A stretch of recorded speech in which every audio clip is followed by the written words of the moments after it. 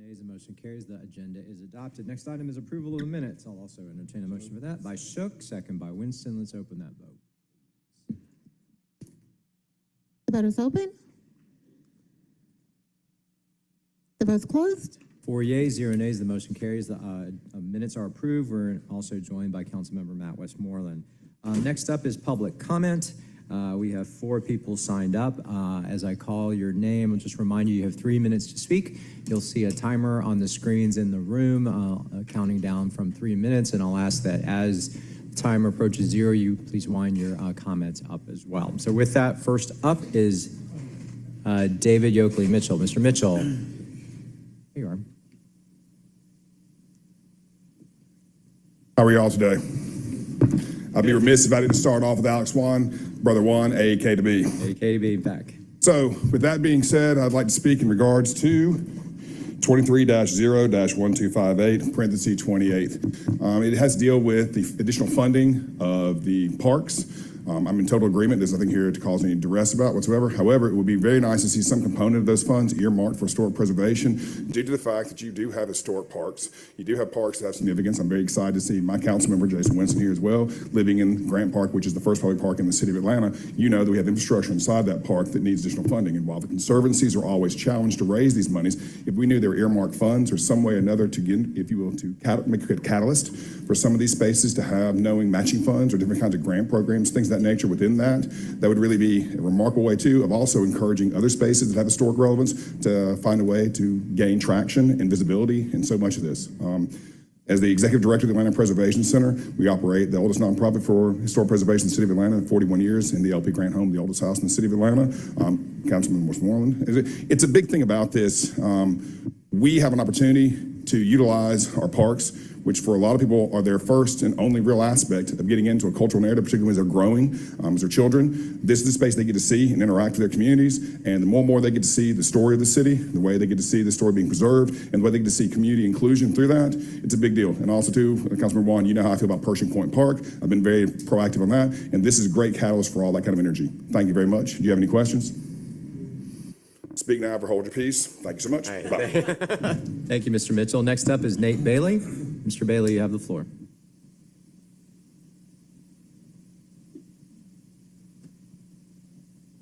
Afternoon, Council. Nate Bailey, President of Atlanta Professional Firefighters. Just want to make some general comments about 2 things. The proposed pension amendments or plan that may be coming forth. I know the administration and the pension board is doing an actuary study and looking at making improvements. When we heard about that, we started doing some research, and what we found is it's about a 50% variance in the vacancy rate from a hybrid or 401k versus a true defined benefit. So out of respect for the administration, we don't want to make certain specific requests, but when the study comes back, we would like to be involved in that process, and we ask that you all support it if they choose to make some improvements. It would definitely have a huge impact on morale and our attrition, because what we're seeing at other places, when they stay for that 5 years, get vested, they take that money and then go to the next place. The biggest example of that is Jacksonville. We just did some more research, and we found that Jacksonville has a 25% match. Huge. You would think no one would ever leave. But young firefighters are waiting until they get vested, taking that large amount of money, and then going to another place where they can get an increase in salary. So when that comes back, we look forward to those conversations, and we appreciate the administration, stepping up and doing the study and seeing what information comes back. Also, in 2021, we met in a coffee shop in Summerhill with Councilmember Hillis and Boone, and we started the talks about collective bargaining, and we are in collective bargaining. We're really excited about it. We know that everyone's busy, but as soon as the administration and our people can get together, we really would like to start those processes and have those discussions. And I'm here because the members have asked me to be here, and they want to start those conversations. And one of the things that we want to say about that is the IFF has a lot of resources that we can bring to the city. One of the biggest discussions that we've had with our members is healthcare costs. They're going up for every city, county, especially for retirees. The IFF has their own insurance. And if we start a MERP, medical reimbursement plan, we could do it like a pension, and then we could cover the cost for our retirees. It wouldn't benefit those that are about to retire, but long-term down the road, we could set it up where we could possibly free the city up of healthcare costs for the firefighters. And in our mind, you could even partner with other labor organizations and see what their parent corporations have. That way they could bring more resources to the city and even strengthen that bond between labor and the city even more. And finally, the guys wanted me to say pay plus pension equals retention. So thank y'all very much. Thank you, Mr. Bailey. Next up is Jeremiah Jones. Good afternoon. Good afternoon. I'm Jeremiah Jones, and I'm here on behalf of Propel ATL and the many constituents that we have around the city of Atlanta. I'm here today to discuss a pressing issue that affects each and every one of us, the safety and the inclusivity of Atlanta streets. Propel ATL's mission is to make Atlanta streets safe, inclusive, and thriving spaces for people to ride, walk, roll, and take public transit. Just recently, we witnessed yet another devastating loss as a young person lost their life while simply trying to cross the street. While we stand with grieving families in their time of sorrow, we refuse to accept these incidents as inevitable. It is within our grasp to protect individuals from harm as they navigate our beautiful city. In 2020, this committee approved Vision Zero, aiming to create a safer transportation system for Atlanta. I want to express my gratitude for taking that crucial step. However, let us recognize that this was just the beginning of our journey towards eliminating traffic fatalities and serious injuries. Shockingly, fatal crashes have surged 67% over the last 5 years. The most vulnerable among us, pedestrians, cyclists, wheelchair users, bear the brunt of these risks, with Black Atlantans being disproportionately affected. We can no longer turn a blind eye to the fate that befell on other cities. In Washington, D.C., a recent audit revealed that their Vision Zero program lacked the necessary funding and staffing to succeed. We cannot allow Atlanta to follow the similar path. We must allocate resources needed to implement Vision Zero effectively. Let us consider the data provided by the National Association of City Transportation Officials. They indicate that comparable cities boast a median transportation budget of $164 million. As concerned citizens, we call for $75 million operating budget to address the pressing issue. We must ensure that the financial resources allocated to ATL DOT are sufficient to drive real change. Now, I urge each and every one of you to unite with us in this endeavor. Let us champion the budget's amendments that will increase ATL DOT's operating budget, propelling Atlanta forward on the path to enhanced mobility and safety. By doing so, we can transform our streets into vibrant corridors that empower individuals, foster inclusivity, and protect the lives of Atlantans. Thank you. Thank you. We've been joined by council members Bakhtiari and Collier-Overstreet. Our final public commenter of the day is Desiree Thomas.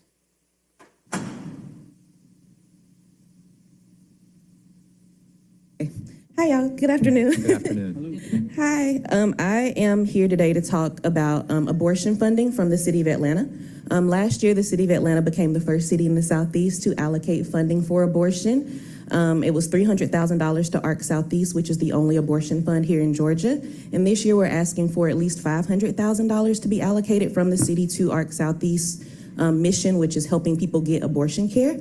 Since the falling of Roe versus Wade last year, their costs have gone up because it costs more money to send people out of state, because here in Georgia, we do have a 6-week abortion ban. And most people find out they're pregnant beyond that. And so if people need abortion care beyond that, ARC is having to spend money to send those people out of state. Most people who have abortions already have children, so they need child care.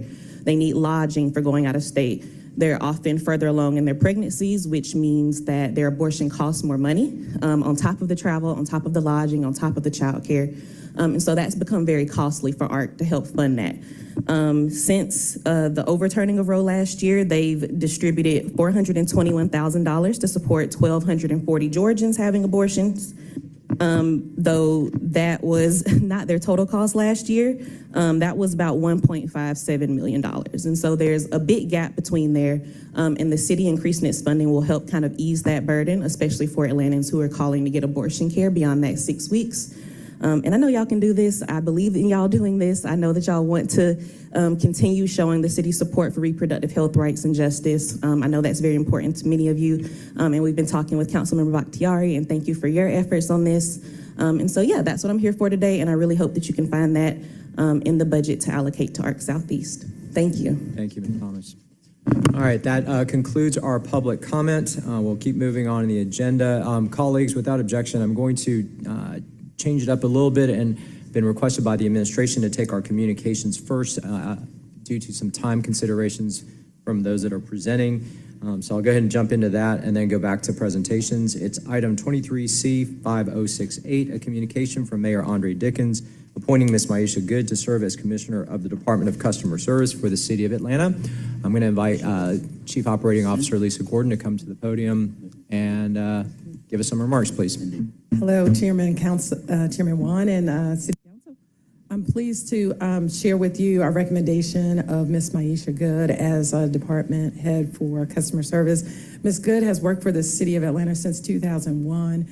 She has worked on the city council side, she's worked on the administration side, and she's someone who is dedicated to our city and to serving our constituents. We feel in the last year, she's been working with us on a number of improvements. Many of you know our 311 system had some technology issues as well as some process issues, and she's been working with a team to address those issues, so much so that once we went through the evaluation, the recommendation was to upgrade our system so it would have the functionality of a 21st century government like we're accustomed to. I think Ms. Good exemplifies how we want to serve our citizens in terms of she brings compassion, humility, and strong leadership, but she's almost sometimes a quiet leader, but when something happens, she's the first one to send an email. I know most of you remember the inclement weather, and we had over 7,000 calls coming to the 311 center. She contacted me, we're on the phone. She immediately brought in extra staff. She staffed the phones herself. She followed up with council members where there was an issue with the technology. And I just wanted to say, we are fortunate that we've been able to recruit people to the city, but we've also been fortunate that we have a lot of superstars right here in our city. And I'm very delighted to recommend her for confirmation. I'll invite you to come up as well and make some remarks. Just so you know, there's already a motion and a second up here. Thank you, COO Gordon and Mayor Andre Dickens and City Council. It's a pleasure to continue to serve in this capacity. Many of you have worked with me in either 311 or other departments I have worked in. And I have worked with many of you very closely, my team and I, and we will continue to do that. So I do thank you in advance for your support, for your advice, and just for listening to me. You know, some of you met with me this week, and I truly appreciate you doing that because I know you're busy. But I am truly here to serve. I'm a servant leader. People are my first, me and my team, I think my entire team, we just love serving people, right? So our goal is to continue to enhance technology to make the services easy, right? And also make sure the mobile app is enhanced as well. So we are working closely with AIM and with procurement and with the mayor's office. So please, I'm not going to say be patient, but be patient, a little patient. But we are definitely understand the responsibility that we have and the urgency. So I will continue to update you each quarter, if not before, but always feel free to reach out to me.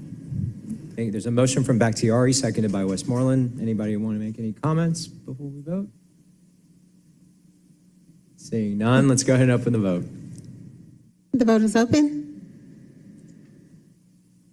The vote is closed. 7 yeas, 0 nays, the motion carries. This item is accepted. Thank you. Yeah.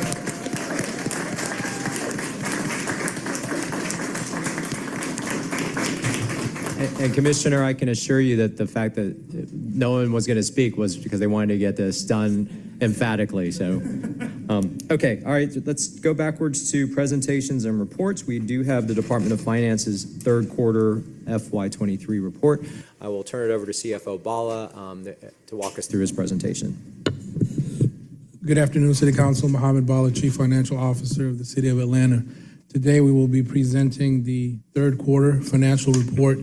This is for the first 9 months of the fiscal year ending March of 2023. We'll have with us today Dr. Tina Wilson, who will give us the overview, followed by Chief Lawrence Davis, who will go over the revenue numbers, and Chief Sean Gabriel will discuss the expenses and budget in more detail, and closing us off will be Chief Courtney Knight, who will talk about our debt and investment operations. But to give a high-level overview, continue to have a strong fiscal year from a revenue perspective. Our core revenues are significantly outperforming budget, and that has been the case indicating the second quarter report, but now we do have the visibility of March actuals and most of May as well when we conducted this report. But having said that, I'll kick it over to Dr. Wilson to kick us off. Good afternoon, Chairman Wan and FEC members. Tina Wilson, Deputy CFO. As CFO mentioned, he's already covered the agenda, so we'll keep moving.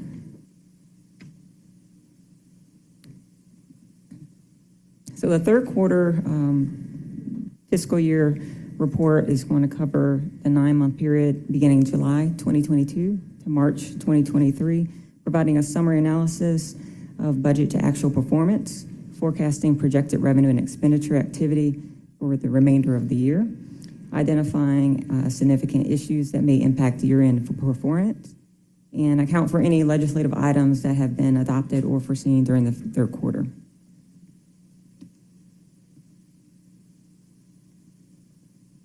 Just give you a summary of what we've seen so far this year. On the revenue side, as CFO Bala mentioned, our four major revenue categories of property tax, public utility, alcohol, beverage, and taxes, local option sales tax, and licenses and permits are significantly exceeding the budget. This makes up about 84% of the funded budget. Any of our highly sensitive COVID-impacted revenue categories have returned to pre-COVID levels. So as of the third quarter, the year-end projected revenue surplus is about $65.8 million, or 8.7% of the operating revenue budget. On the expense side, we're seeing purchase contract services and supplies are expected to end the year over budget. This is mainly attributed to investments in public safety. However, personnel services and employee benefits have a favorable year-end outlook due to a significant savings in the retirement contributions and group health. So as of the third quarter, the year-end projected expense overrun is about $14.9 million, or 1.9% of the operating expense budget. When you net those two together, we're looking at a potential year-end surplus of $50.9 million. With that, I will turn it over to Chief Davis to go through revenues in a little more detail.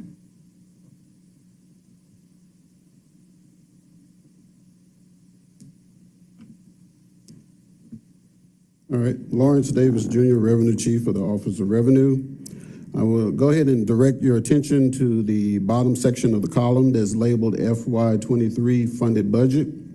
As you can see, the total revenue budget for FY23 is $788.4 million, and that does include $1.3 million from the committed fund balance and $27.8 million from the uncommitted fund balance.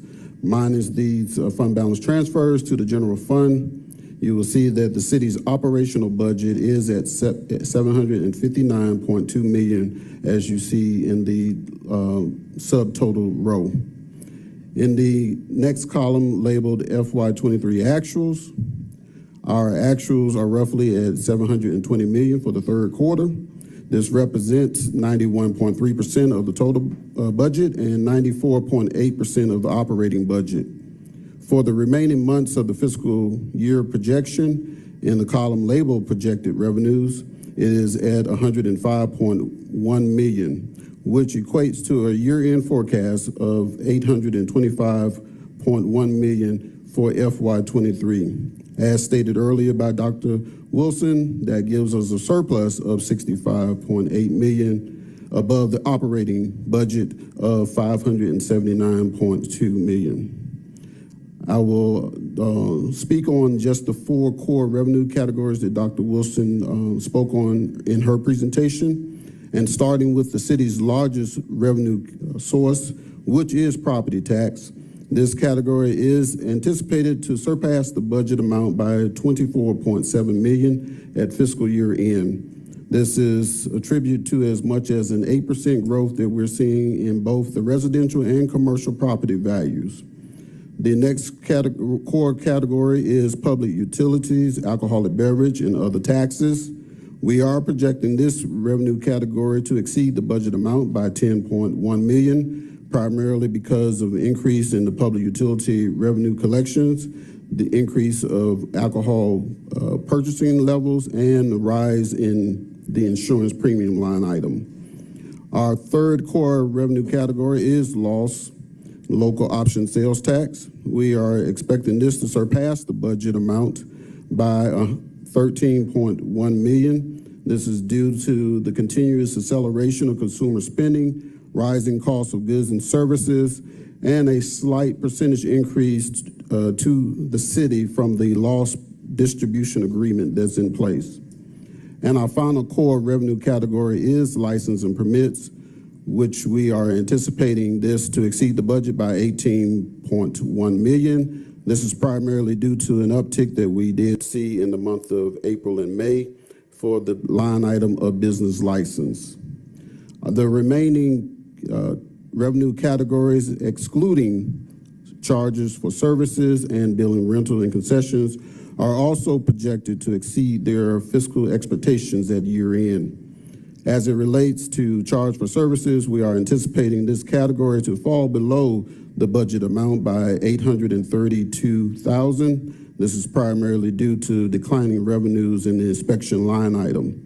And as for the billing rental and concessions, we are expecting this to fall below the budget amount by $504 million. And this is because of timing periods of the execution and delivery of the Fulton County Intergovernment Agreement and the 72 Marietta Agreement. Despite these two revenue categories just mentioned, 9 of our 11 revenue categories did exhibit favorable in the third quarter for the city.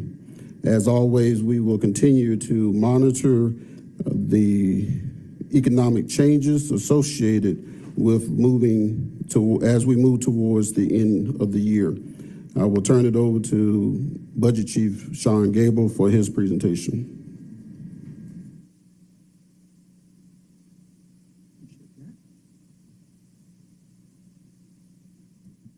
Good afternoon, Chairman Wong, members of the council. So we're going to shift our focus to expenses. We have a couple of slides before you. So the first slide takes a look at our year-end projected activity for the general fund by major category.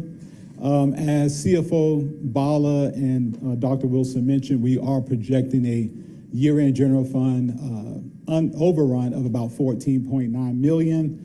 Represented about a 1.9% over budget for the general fund. We'll say that's about $5 million less than what we had presented during second quarter, which was about a $19 million deficit. So we are trending in a more positive direction.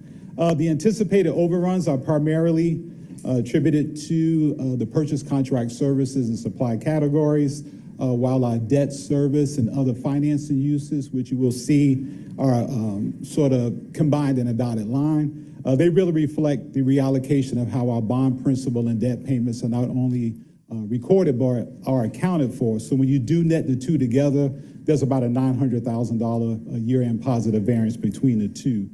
But I really just wanted to turn your attention to the bottom of the table. Even with glasses on, I need to have my own printout.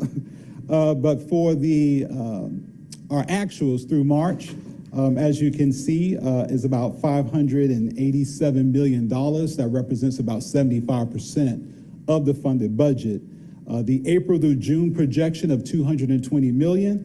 When you combine that with the year-to-date actuals, we are projecting about an $803 million year-end expense budget. And as we alluded to, that's about a 14.9 deficit or 1.9% over budget for the general fund. Just to the right of the table, just a couple of items we wanted to highlight. Some of the main cost drivers at the major category level. Beginning with personnel services and employee benefits, they are tracking to just be slightly under budget, and that's primarily attributed to savings in our benefit accounts, primarily our retirement contributions, as well as our group insurance and group health accounts.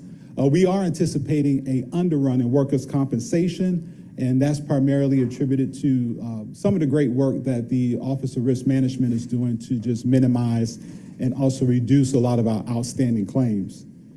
In addition, the ongoing efforts that we are aware of, that we're just trying to maintain the adequate staffing level, it continues to have an impact on overtime. And as you can see, we are projecting a $7.3 million year-end overtime overrun. That is primarily within the public safety departments as well as ADOT. For purchase contract services are expected to be over budget by $14.7 million. This is primarily attributed to a reclass of some Axon contract-related expenses. Axon is where we have our body-worn cameras.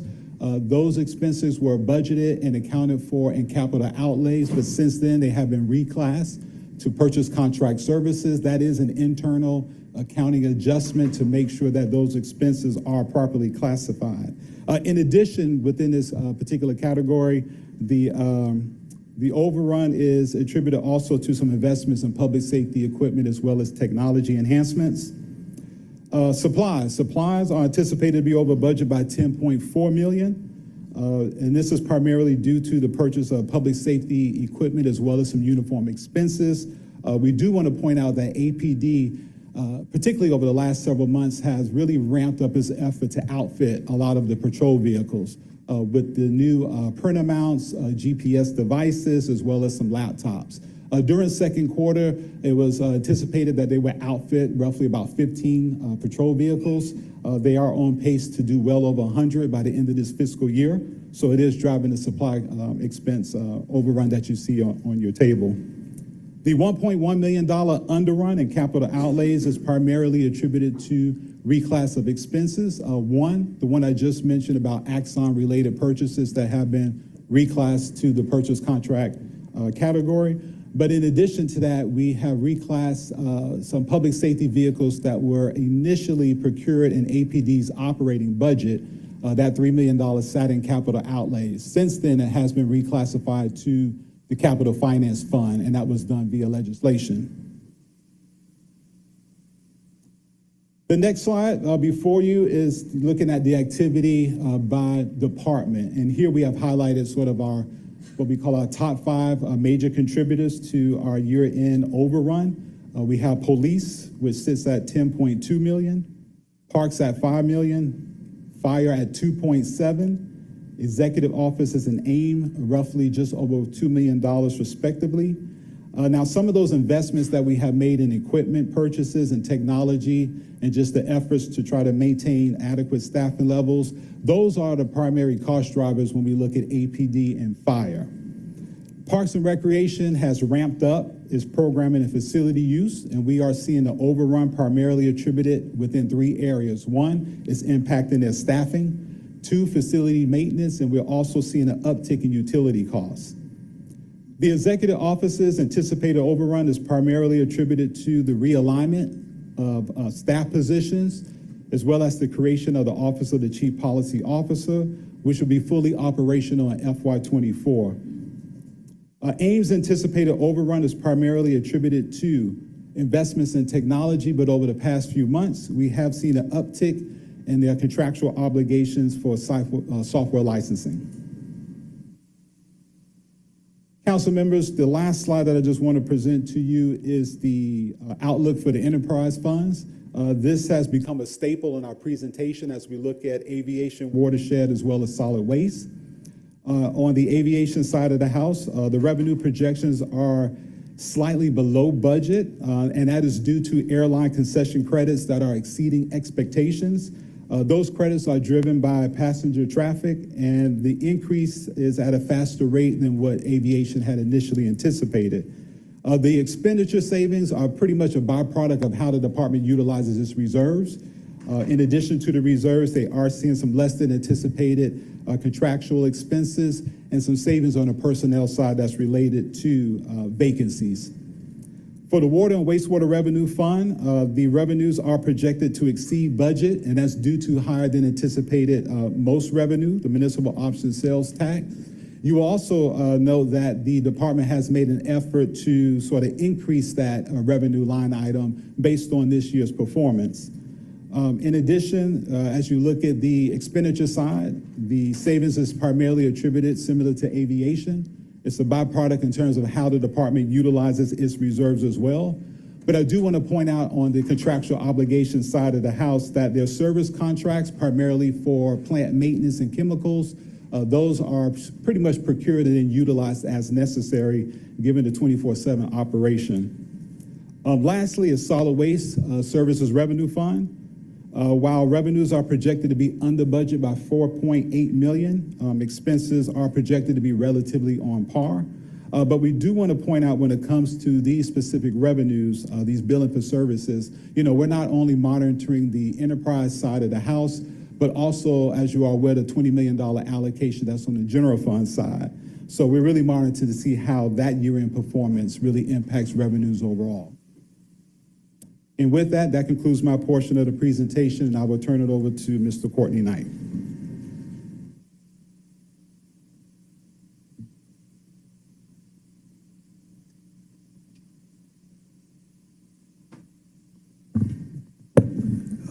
Good afternoon, Chairman Wan, members of the committee. Courtney Knight, Chief of Treasury, Debt and Investments. The Office of Treasury is responsible for investing the city's daily cash portfolio. And right now, that's $2.84 billion. So I'd really like to congratulate the team for facing that pretty intense responsibility every day. Sitting on the $2.8 billion, which is really our taxpayers, our citizens' money, is an intense responsibility.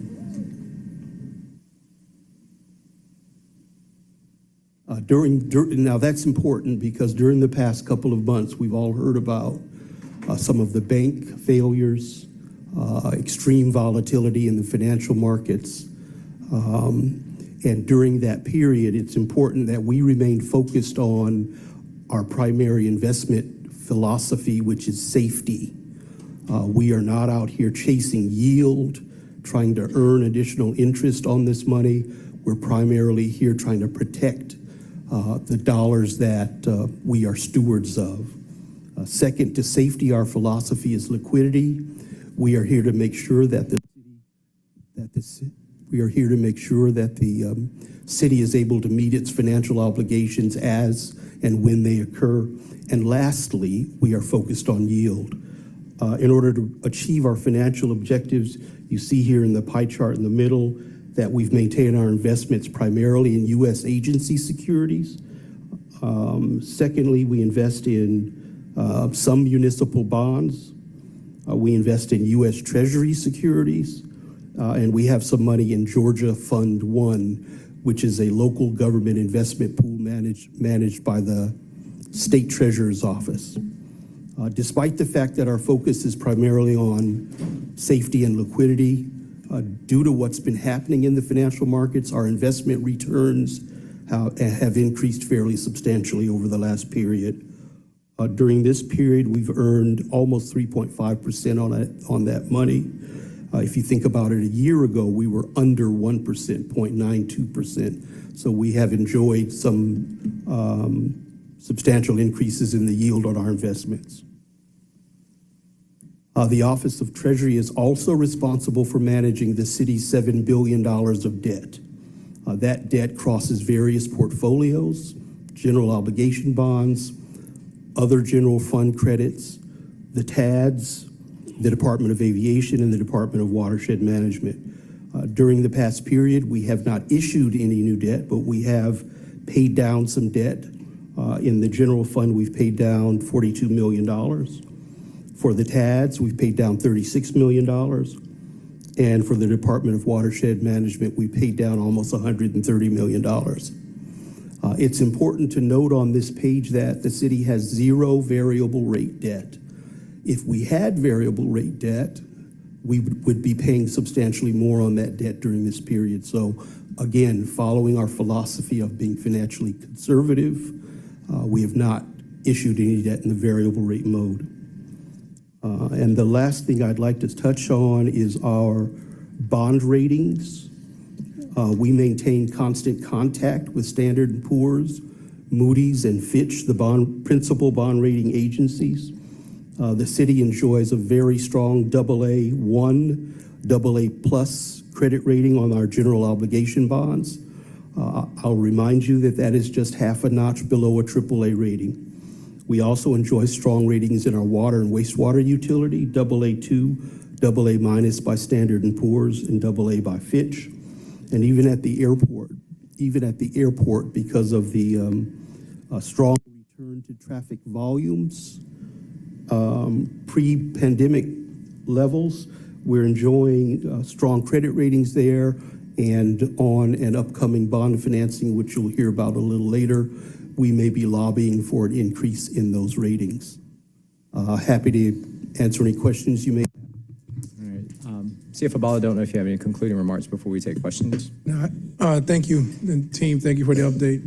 I did just want to remind members of the council that as you're looking at these strong financial conditions, also do keep in mind that throughout the year we did make a lot of recommendations to utilize fund balance.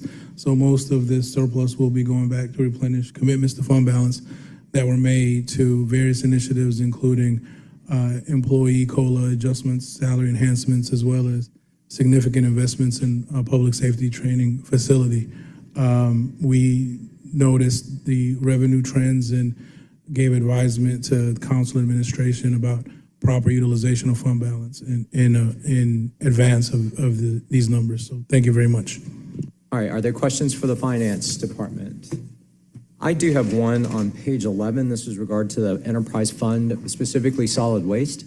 So I appreciate the comment that he made in terms of while this is anticipating a deficit, the general fund portion we think is running ahead of schedule. But how does that end up working in terms of we'll still end up recording a deficit in the solid waste fund that will have to be made up somehow later? Is that correct?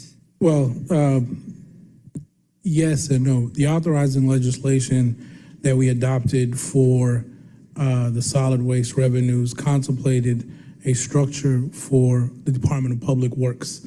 And the Department of Public Works does have that $20 million allocation that right now we believe will not be fully utilized. So that portion of their allocation, we can assign it to their solid waste fund to eat up that deficit and bring the deficit to a positive direction. Okay, so it can be used to offset. Absolutely. Perfect. Yep. Okay. And then the other thing I wanted to just confirm for the viewing public is that when we're looking, I'm trying to remember what, that's why I need my Post-it notes. There is a page where it talks about conversion/summary. There it is on page 8.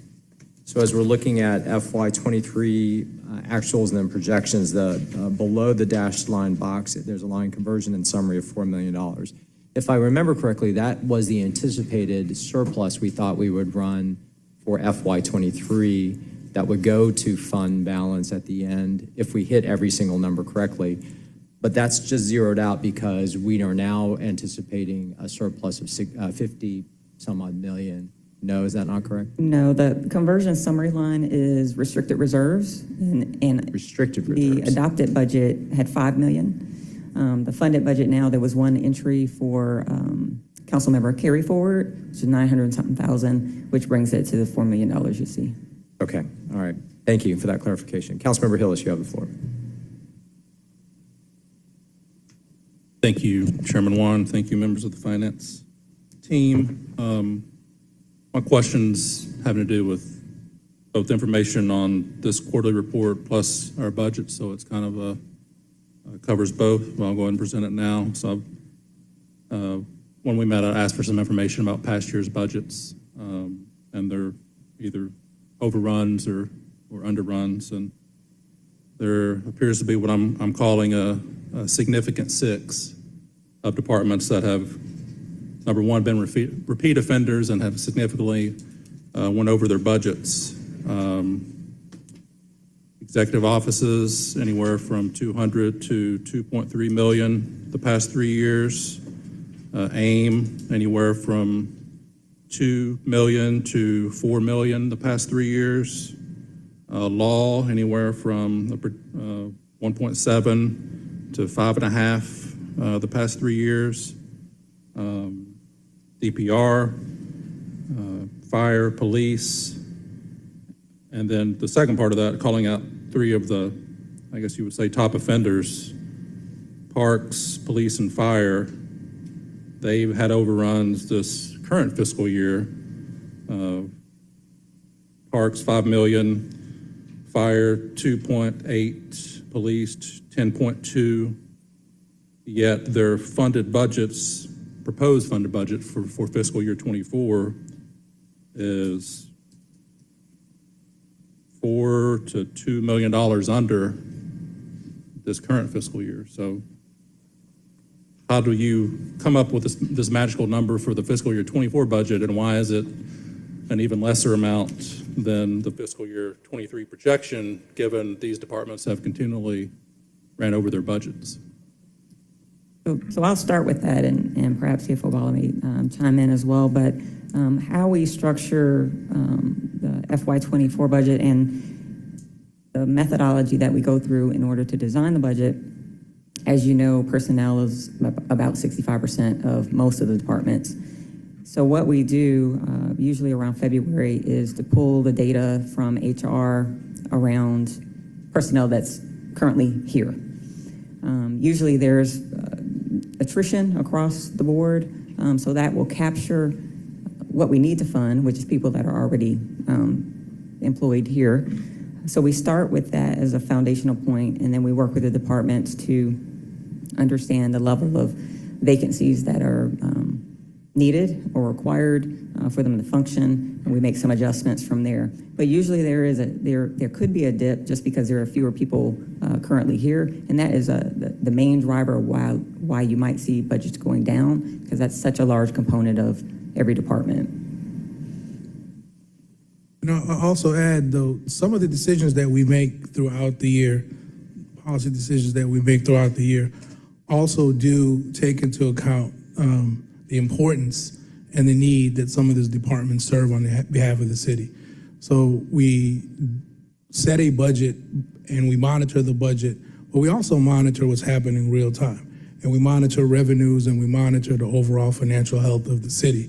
So we make suggestions and we make exceptions, and we allow certain departments to overrun their budgets depending on the criticality of the request that they're making and what that request means for the public and the public good. Knowing that the overall picture is a sound picture and that there will be sufficient revenues to offset some of those expenses, those suggestions and recommendations are sometimes allowed, and we have that conversation in detail with each department. We coordinate closely with administration on those recommendations, and we also work closely with council members when they have suggestions about specific needs and priorities that need to be advanced. So that does happen, and you will tend to see generally the same core departments that you mentioned that are public serving in nature that we do allow to sometimes run over their budget, and that is solely done with the lens that there is sufficient revenue to suffice the overruns. Yeah, and I mean, most of them are public-facing departments that are very important: police, fire, parks, and I, support, some of the detailed, certainly salaries, public safety, equipment and uniforms, building maintenance. But if these departments have continually over the past, and I don't only have the past 3 fiscal years of information, have overrun their budget year to year, I mean, at what point do we do a deeper dive and say, let's, what is police and fire going to need going forward? What's parks going to need? So we don't have these continued budget overruns. Support the money and funding these departments more fully to meet their needs, but it's just troubling to see departments continually in the red over the past 3 years. Yeah, I mean, I think when you look at it in an isolated picture, that might corroborate kind of the thesis that you have, but if you also look at it from an overall picture again with revenues. Specific investment recommendations are made throughout the year when we are, like we have in the last 3-4 years, had significant surplus and significant federal allocations of funding that comes in to support those departments. Bleaker picture in other times of our city's history and our city's government. You can go back to 2010 and 9 and 11 during extreme financial hardships when fire stations were recommended to be shut down. So, I mean, not that that's being recommended, but we do on an annual basis set each year as a new year, look at the full anticipations that are coming in for the year, make a recommendation to City Council administration about what those anticipations should be. We have a budget commission that sets those anticipations, and those anticipations are then allocated throughout the entire government to make sure that even the operational departments have that core foundation to serve their needs for the city. The other thing I would add too, with just piggybacking on something CFO Boss said earlier, in regards to how we set revenue, we are limited in the amount that revenue growth happens year over year by code. So the 790 that you see in FY24 is what we have to work with. So there are decisions that have to be made around how those allocations are set across the departments. Well, thank you both. Thank you, Chairman Wan. Other questions for the finance team? Seeing none, just want to thank y'all for a very solid report. It's nice to see that we're in strong financial condition, especially going into potential unsure or uncertain water. So it's nice to be able to take that cushion in. I do agree with Councilmember Hillis. Budgeting is an exercise. I know y'all do a great job. Fortunately, our revenues are up to be able to cover and maybe a part of the decision of the overruns as well. But definitely it's helpful for us to know what the true run rates are for each department as we move forward. So, all right, with that, we'll conclude the presentations, and then let's go ahead and move on into our agenda. We've already taken care of that one communication, but let's go to the consent agenda, ordinances for first reading. Ms. Lindo, if you'll sound those 3 items, please. Yes, Mr. Chair. Item number 2 is 2030-1311. This is an ordinance by Finance Executive Committee authorizing the Chief Financial Officer to record any necessary adjustments to ensure the proper closeout of fiscal year 2023 general fund, each special fund, each debt service fund, and each capital projects fund budgets, and to comply with the official code of Georgia listed herein, whereby each unit of local government shall adopt and operate under an annual balanced budget for general fund, each special revenue fund, and each debt service fund in use by local government, and to comply with the official code of Georgia, whereby departmental expenditures may not legally exceed budget and for other purposes. Item number 3 is 2030-1312. This is an ordinance by Finance Executive Committee authorizing the mayor or his designee to execute special procurement agreement listed herein with the Siegel Company Southeast, Inc. on behalf of the Department of Finance pursuant to Section 2-1191.1 of the City of Atlanta Code of Ordinances for a term of 3 years, retroactively effective May 1st, 2023, with 2 one-year renewal options in an amount not to exceed $126,000 to ratify services rendered in connection with the agreement beginning May 1st, 2023.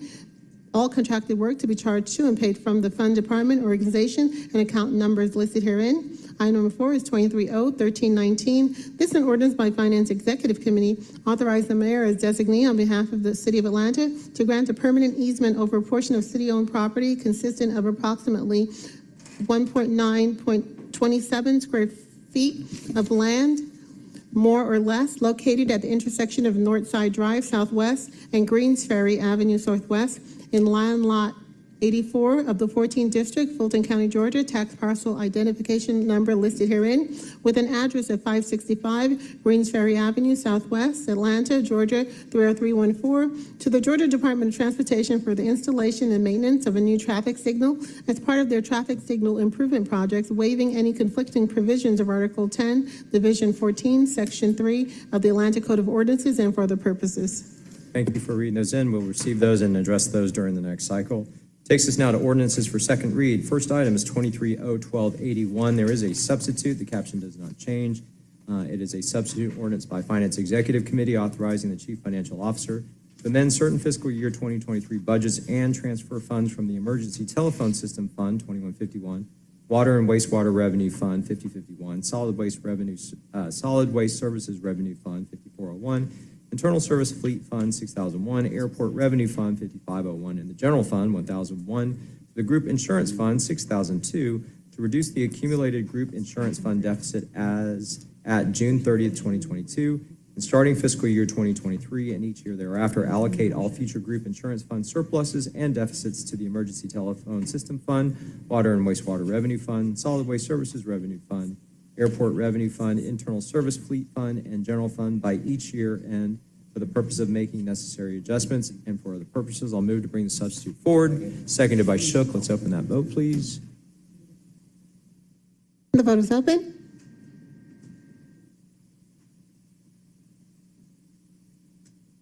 The vote's closed. 7 yeas, 0 nays. The motion carries. The substitute is before us. I believe Ms. Carr, I don't see her, was going to speak to this.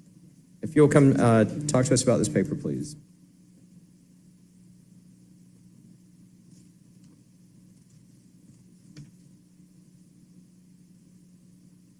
Good afternoon, Yolanda Carr, Deputy CFO.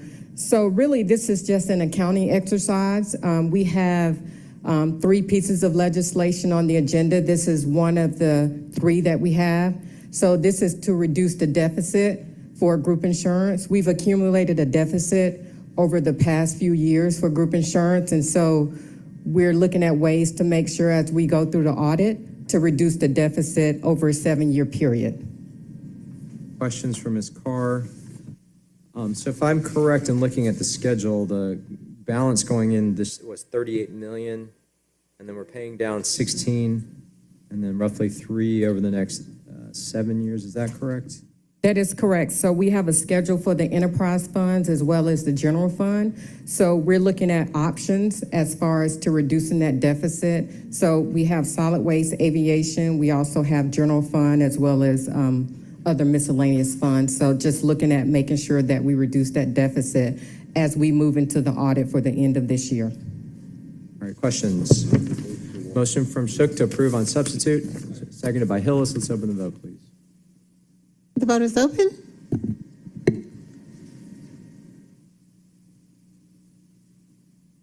The vote's closed. 7 yeas, 0 nays. The motion carries. This item is approved on substitute. Next item, 23-0-1282. Ordinance by Finance Executive Committee authorizing the mayor or his designee on behalf of the city of Atlanta to execute all documents necessary to donate approximately 3,851.51 square feet of land, more or less, located along Lee Street Southwest between Tucker Street Southwest and White Street Southwest, Atlanta, Fulton County, Georgia 30310, and land lot number 19, 14th District, with a tax parcel identification number listed along with 3 other parcels, and grant of an easement as described and depicted in Exhibit A hereto attached to the Georgia Department of Transportation for the installation and maintenance of its traffic signal improvement projects, waiving any conflicting provisions of Article 10, Division 14, subsection 3 of the Atlanta City Code, and for other purposes. Commissioner Santil. Greetings, Chair, members of the committee. Remy Santil, Commissioner, Department of Enterprise Asset Management. Purpose of this legislation is to execute documents necessary to donate any ownership interest in portion of property situated along Lee Street Southwest from Tucker Street Southwest to White Street Southwest, Atlanta, consisting of approximately 3,851.51 square feet, and to grant an easement. Georgia Department of Transportation desires to utilize the parcels for the installation of maintenance of new traffic signals on a portion of the property located along Lee Street from Tucker Street to White Street. The city deems any ownership interest in the parcels not to be useful to the city and declares these parcels surplus. DEEM has reviewed the signal improvement project and recommends donation of the property by granting a quitclaim deed and easement to GDOT for the required right-of-way areas necessary for the GDOT signaling project. Questions for the commissioner? Motion from Shook, seconded by Westmoreland. Let's open the vote, please. The vote is open.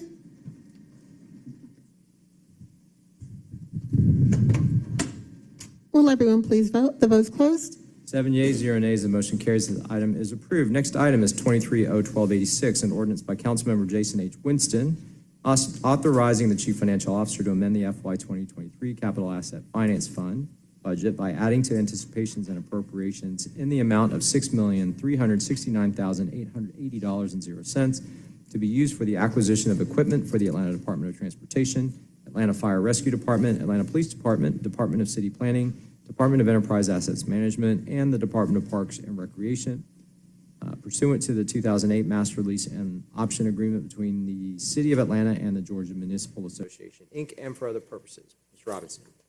Good afternoon, committee chair and committee members, Deputy Commissioner, Department of Public Works. What we have is legislation before you right now allows the different departments to actually acquire, vehicles and equipment on the GMA leasing. We're looking at about $6.3 million. If we kind of round it off for each department, we're looking at about 2.1 for APD, 1.9 for AFRD, $575,000 for ADOT, $535,000 for Parks and Rec, $265,000 for City Planning, about $180,000 for DEEM, Special Services for DPW, $530,000, and Department of Corrections, about $200,000. So this is kind of the annual legislation that we bring before you. Questions for the department? Mr. Shook. Oh, sorry. Who in the administration are the deciders when it comes to all these competing, desires by the departments? Okay. So when we have there's an allocation model when we look at the actual, the fleet replacement plans. So those are looked at by each of the different departments as they begin to select the different vehicles that are selected. So Fleet Services actually sits down with each of the departments as they get the allocation breakdown with the total funding is provided by the Department of Finance, and they look at the vehicles which they want to acquire based on the funding. So it's a collaborative effort. It's a collaborative effort, yes. All right, Councilmember Hillis. Thank you, Mr. Chair. Question either for you or maybe Ms. Lindo, but the exhibit that details the vehicles is not in Elms. Do we have a copy of that exhibit somewhere? We can print it from the Elm for you. But we do have it? Yes, Mr. Chair, it is attached to legislation. Okay. Thank you. Other questions? We have a motion. Motion from Winston, seconded by Westmoreland. Let's open that vote, please. The vote is open. The vote's closed. 7 yeas, 0 nays, the motion carries. This item is approved. Next item is 23-01289. There's a substitute that includes account numbers in section 4. The caption stays the same. I'll read it in and make the motion. Ordinance by Councilmember Byron Amos as substituted by Finance and Executive Committee authorizing the Chief Financial Officer to amend the FY23 General Fund budget to create a civic and cultural event support trust fund for the purpose of funding future civic and or cultural events as may be authorized by the Atlanta City Council, authorizing the utilization of this fund to pay expenses related to the city's support of civic and or cultural events in FY24 in the event such support shall be subsequently authorized by council, authorizing donations and sponsorship funds as may be subsequently approved by council to support future civic and or cultural events to be deposited into the trust fund account created in section 1 of this ordinance, authorizing the Chief Financial Officer to amend the fiscal year 2023 budget by transferring $400,000 from the general fund non-departmental account to the trust fund account created hereby and for other purposes. I'll move to bring the substitute forward. Seconded by Shook. Let's open the vote, please. The vote is open.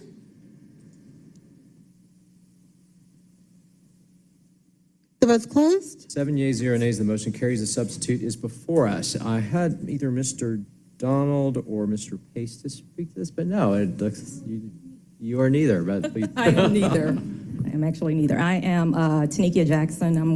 I am actually the Deputy Chief of Staff, counter to Mr. Pace. He's not available. Mr. Donald's not available. But essentially, the administration is continuing our efforts to highlight the city of Atlanta as a preferred destination place and a location for large conferences, meetings, and events. And essentially, as you stated, that we're asking for this trust fund to be created and $400,000 to be deposited from general fund. This action allows us to have a central repository to administratively support future events, such as Hip Hop 50, the Conference of African American Mayors Association, and the Mayors P3 Conference. That's it. If you have any questions for me. All right, questions? I do have one. So I just want to affirm, first of all, that this is not contemplated for the Jazz Fest. It is not. And then secondly, that this is, it would still require subsequent action by council in terms of allocation and distribution. That is absolutely correct. All of the events will come back before the council. All right, and then I guess by setting this up, one of the benefits of it is we can receive outside donations to support and supplement what the city is. Absolutely. We're putting the framework together, sir. Okay. Thank you. Questions for the department? There's a motion from Shook to approve on substitute, seconded by Bakhtiari. Let's open that vote, please. The vote is open. The vote is closed. 7 yeas, 0 nays, motion carries. This item is approved on substitute. Thank you. Next item is 23-01290, an ordinance by Councilmember Byron D. Amos, authorizing the City of Atlanta to waive the competitive procurement source selection provisions contained in Section 2-1187 of Article 10, Procurement and Real Estate Code of the City of Atlanta Code of Ordinances, as well as any other conflicting code provisions to obtain continued services for the Department of Aviation with A National Limousine, Inc., doing business as Airport Shuttle Group for terminal-to-terminal shuttle services at Hartsfield-Jackson Atlanta International Airport on a month-to-month basis not to exceed 6 months in an amount not to exceed $3,227,599. All contracted work shall be charged to and paid from account numbers listed herein and for other purposes. Mr. Smith. Good afternoon, Michael Smith, Deputy General Manager, Department of Aviation. This is an agreement that provides the transportation between the international terminal and domestic terminal, as well as our rental car center. The original contract was a 3-year agreement with 2 one-year options. We've exercised both of those amendments and have also obtained an extension which expires at the end of this month. As you know, we're entering into our busy summer travel season, so it's necessary for us to continue the agreement, and we ask that it be extended for a 6-month period. Questions for the administration? Councilmember Hillis. Thank you, Chairman Wan. Thank you for the explanation. As you mentioned, this contract has already exercised 2 renewals, and now we're exercising a second month-to-month extension. Why have we gotten this far, and where is this and going out for a competitive bid? And our explanation at least states that DOA has submitted legislation to solicit a new contract. If so, when was that done? Do we have an update from procurement? What's the status of this? Well, we did issue one RFP, and we had 3 proponents. They were found to be non-responsive back in 2022, and so during that extension period. And so we're now engaged in another RFP process, and so this will allow us to complete that process. And do we have an update as to when that's going out for bid?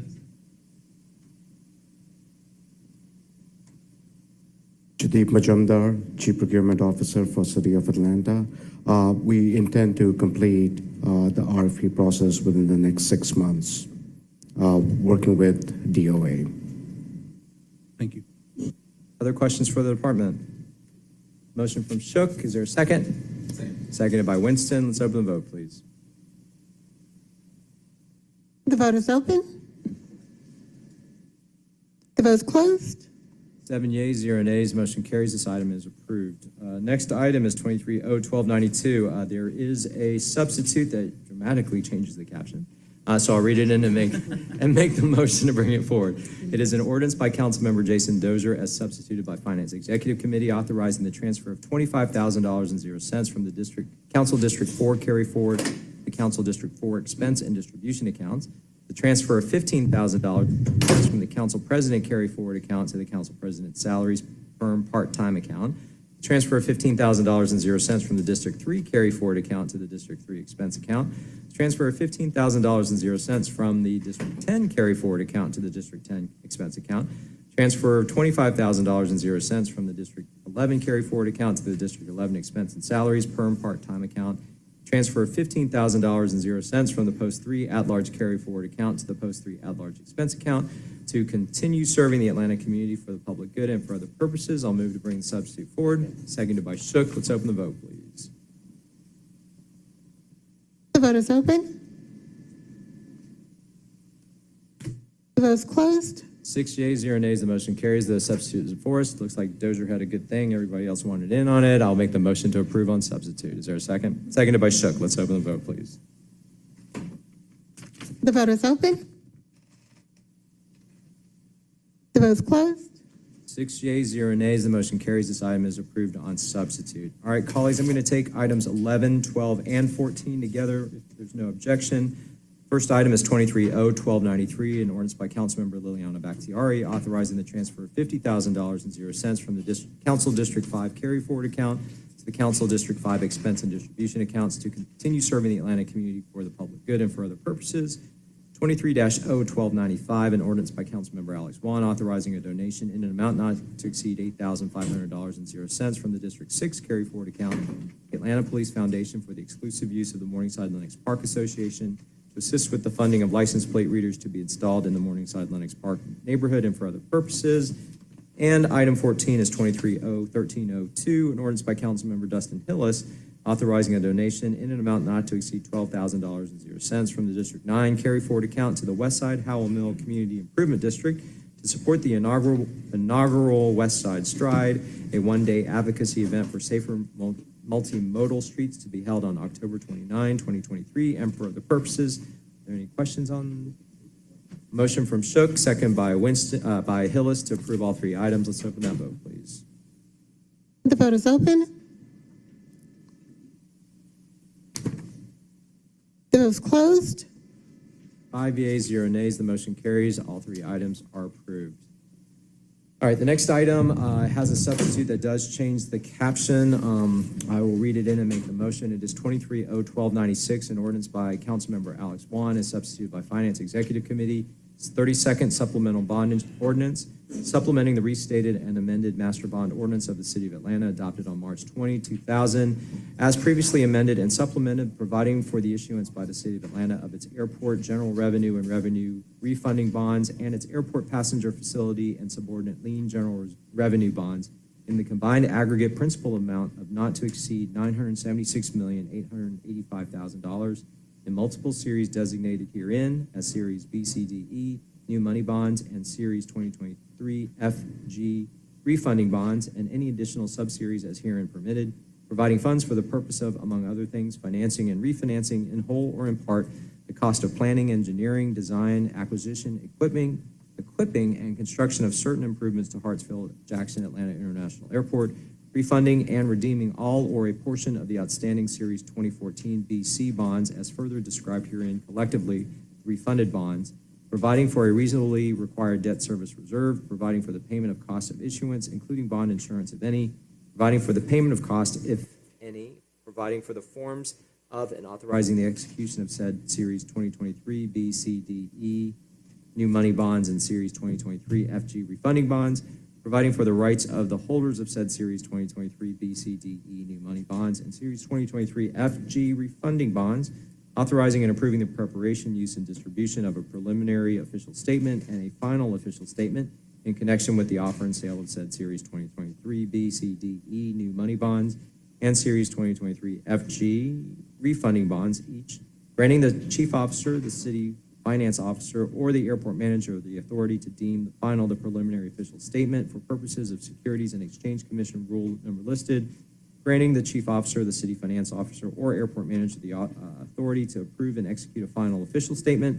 authorizing the execution of one or more continuing disclosure agreement, one or more bond purchase agreement, one or more escrow deposit agreements, and certain other agreements in connection with said Series 2023 B, C, D, E, new money bonds, and Series 2023 F refunding bonds, and providing for incidental action, authorizing the negotiation and purchase of municipal bond insurance and the selection of a bond insurer with respect to all or a portion of said Series 2023 B, C, D, E, new money bonds, and Series 2023 F refunding bonds, if determined to be in the best interest of the city, designating an escrow agent, paying agent, and bond registrar, providing for severability, authorizing certain officials and employees of the city to take all actions required in connection with the issuance of said Series 20 CDE new money bonds and Series 2023 F refunding bonds, providing certain other details with respect thereto, providing an effective date, and for other related purposes. So I'll make a motion to bring the substitute forward, seconded by Shook. Let's open that vote, please.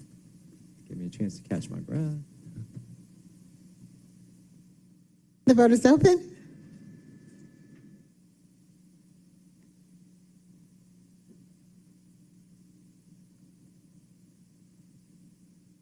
Vote is closed. 6 yeas, 0 nays. The motion carries. The substitute is before us. I see Mr. Knight walking up. You have the floor. Afternoon again, Chairman Juan. I promise that's the longest ordinance you'll read today. But for almost $1 billion worth of financing, I think it's worth it. So basically, this is the amended and restated ordinance that was created originally back in 2000 for all of the airport's bonds. And for this particular financing, what we're planning on is about $550 million of new money and about $150 million of refinancings of the 2014 Series B and C bonds. There's some variability in there because on the new money side, the actual projects to be financed, the cost may go up or down.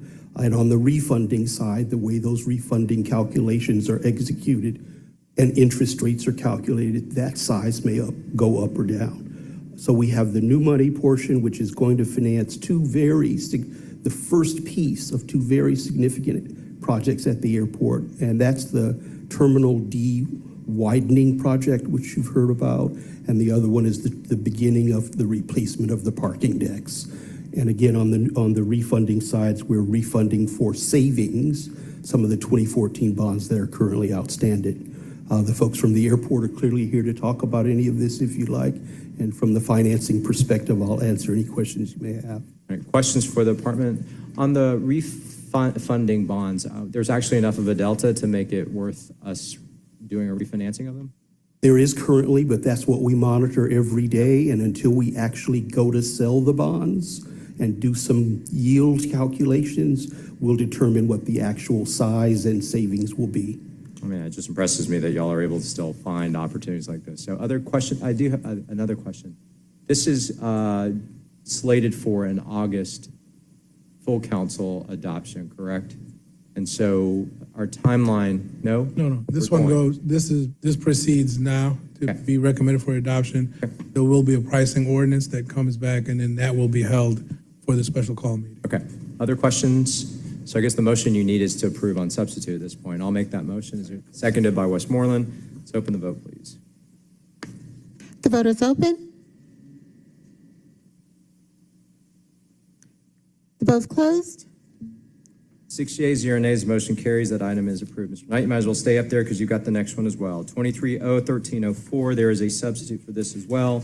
That's an ordinance by Councilmember Marcy Collier Overstreet, as substituted by Finance Executive Committee, waiving the requirements of Section 2910 of the Atlanta City Code and ratifying actions by the Chief Financial Officer or his designee in applying for a grant from Third Sector New England, Inc. as fiscal sponsor to the Public Finance Initiative for technical assistance and grant funds for the bond markets and racial equity program, to authorize the acceptance of technical assistance and grant funds in the amount of $50,000.00 for fiscal year 2024, to amend the fiscal year 2024 intergovernmental grant budget in an amount not to exceed $50,000.00 by adding to anticipations and appropriations, to authorize the mayor or the chief financial officer as his designee to execute any necessary agreements and for other purposes. The substitute includes account numbers in section 1. I'll make the motion to bring it forward. Can you a second, please? Seconded by Shook. Let's open the motion. Open the vote. The vote is open.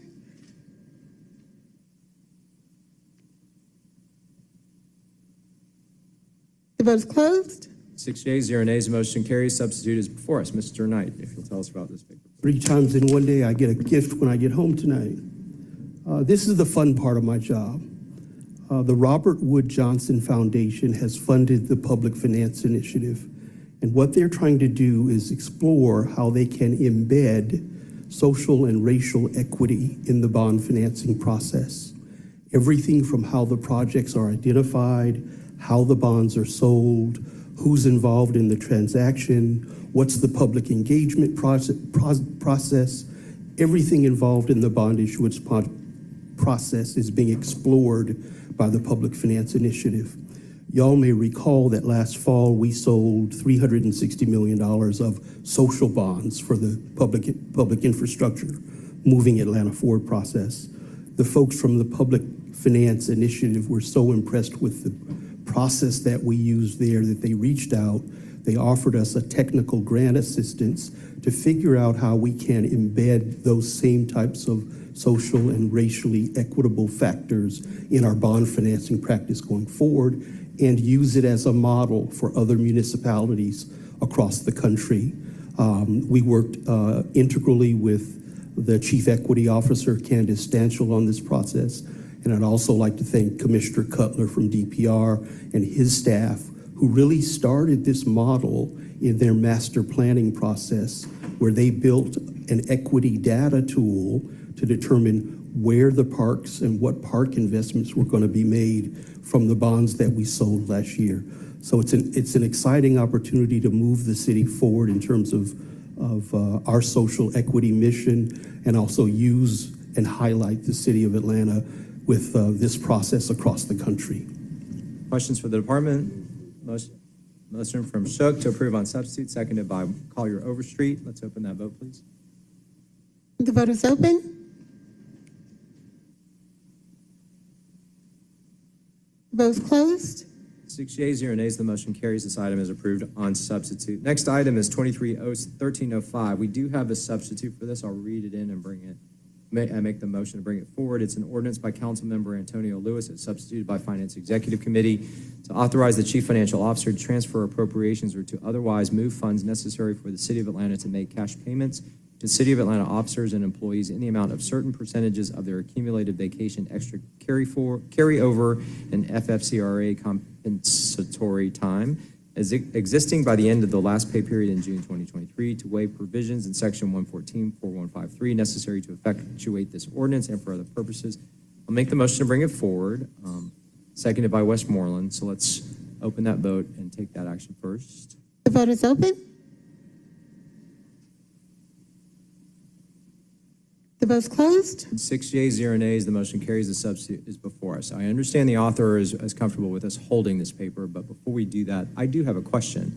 So it's my understanding that during the last administration, provisions were made for extending, I guess, waiving carryover time that now expires on June 30th. I just want to confirm that if we hold this and take action after June 30th, we can still go back and retroactively make adjustments. That June 30th date is somewhat magic, but somewhat not, because we can go back and waive that, right? Yes, Okay, Amber A. Robinson, City of Atlanta, Department of Law. Yes, and no. So as of July 1st or the end of June 30th, that leave will no longer be available to any employees. So what that means is they wouldn't be able to use it and take that time, or if they were to separate from the city, thereafter, they would not be entitled to any payout of that leave because it will no longer be on their books. However, if this council would like to take actions such as that which is contemplated in this ordinance concerning leave as existed as of June 30th, the council would be able to.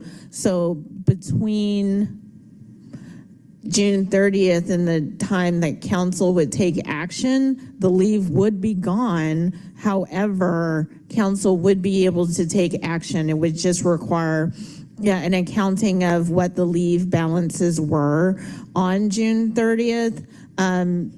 If the council were to take action in relation to what that leave was before it expired. All right, that's helpful.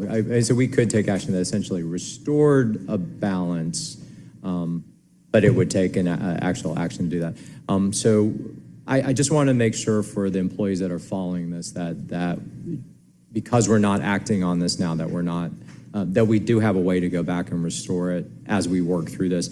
And I will ask that either finance or the HR department let us go ahead and anticipate needing the balances as of June 30th, 2023. So let's go ahead and let's not have a situation where we go back and ask for it and they're like, oh, we didn't do it. We couldn't get to it. So let's proactively get the balances if we can. Councilmember Hillis, you have the floor. You pulled my request right out of my mouth, so I didn't want to get here in July or August and have the magical excuse of we lost all that data. So I would second that request. Did you want to speak? Councilmember Shook. I got a question. I know we're holding it, but just so that you can have an answer next time we take this up. I see the phrase extenuating circumstances deployed here as a reason for doing this, but is this going to be a permanent policy change, or would this require council action any given year? And as this action is in contravention of the policy as set forth in the City of Atlanta Code, to do anything such as this, again, would require a separate action by the council, a separate subsequent action by the council. This would not become the automatic policy moving forward.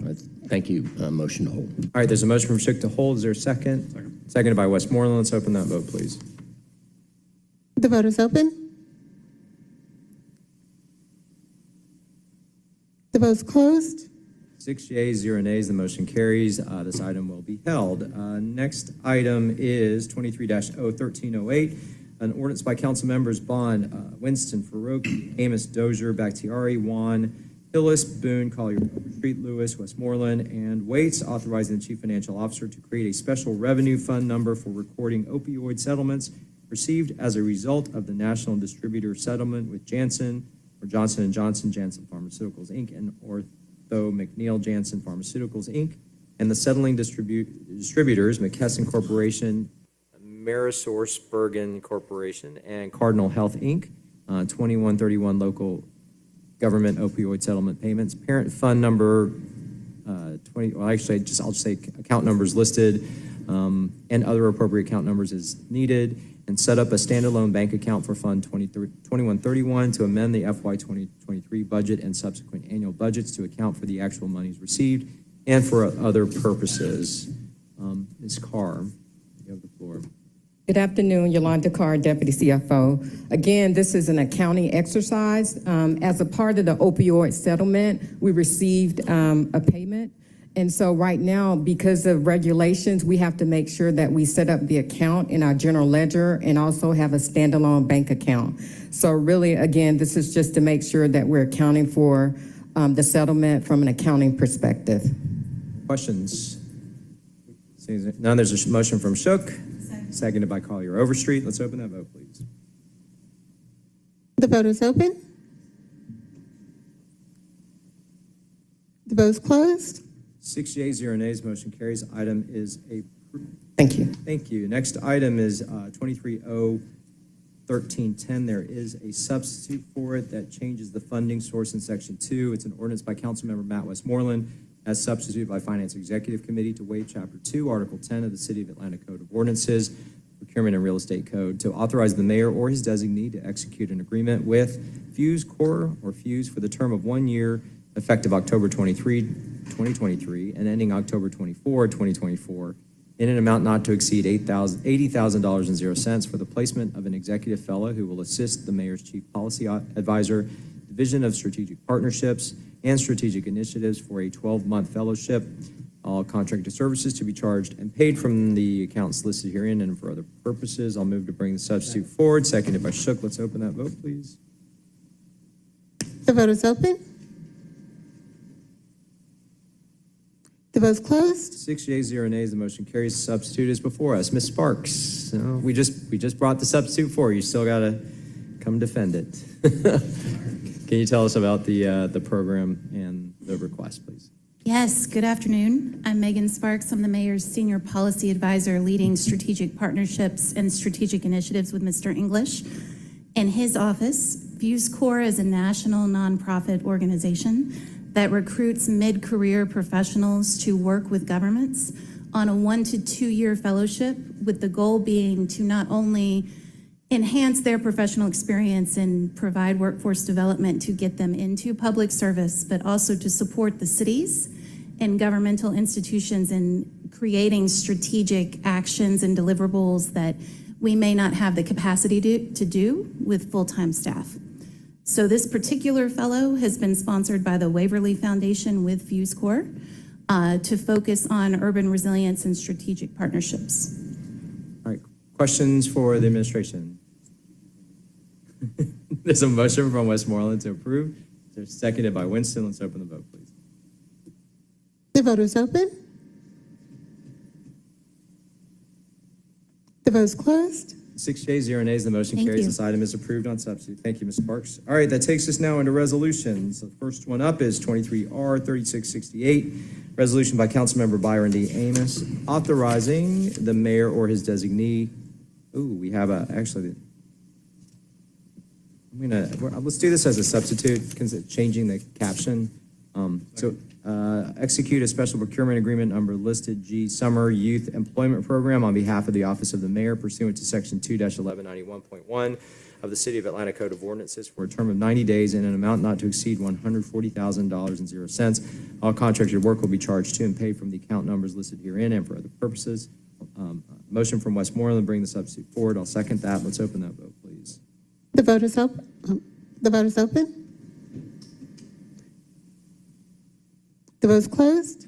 6 yeas, 0 nays, the motion carries. The substitute is before us. All right, so if I have Teresa Austin Gibbons is speaking to this. If you'll come up and tell us about this program, please.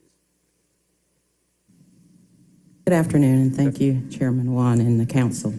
I'm Teresa Austin Gibbons, the Summer Youth Employment and Program Director. This is Partnership for Southern Equity. They are an Atlanta-based nonprofit advancing the cause of equity through an ecosystem model. We're asking the council to approve this special procurement agreement with PSE, and it's the Just Business Summer Institute, and it's helping empower youth, better known as HAY. It's 13 to 19-year-olds will be served in entrepreneur training. They will use branding, also do LLCs for the youth, and they will learn how to use business for specific social and economic issues in their community, as well as have some support counseling. This year, we've had an overwhelming response of youth from last year, 2022. There are about 1,500 registrants as of 2023. When I left the office, we're over about 3,500 students, so we have increased by 50%. So this will assist our students with more placements this year. Questions for the administration? Motion from Westmoreland, seconded by Collier Overstreet. Let's open the vote, please. The vote is open.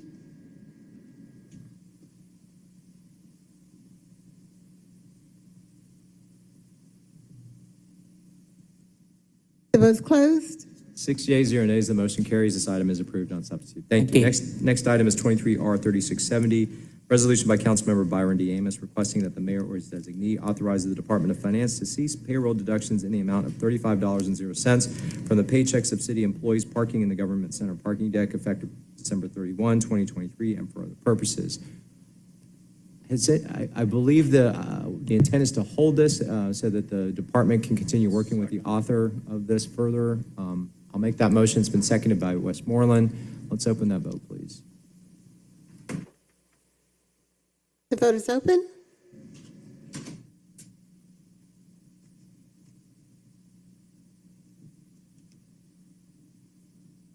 The vote is closed. 6 yeas, 0 nays, the motion carries. This item will be held. Next item is 23R, mood lighting, 3679. There is a substitute that changes the caption. It is a resolution by Councilmember Alex Wan, as substituted by Finance Executive Committee, as authorizing the Chief Financial Officer to refund customers for overpayments to water and sewer accounts in an amount of $67,138.30. All funds to be charged to and paid from fund, department, organization, and account numbers listed and for other purposes. I'll make the motion to bring this forward, seconded by Shook. Let's open that vote, please.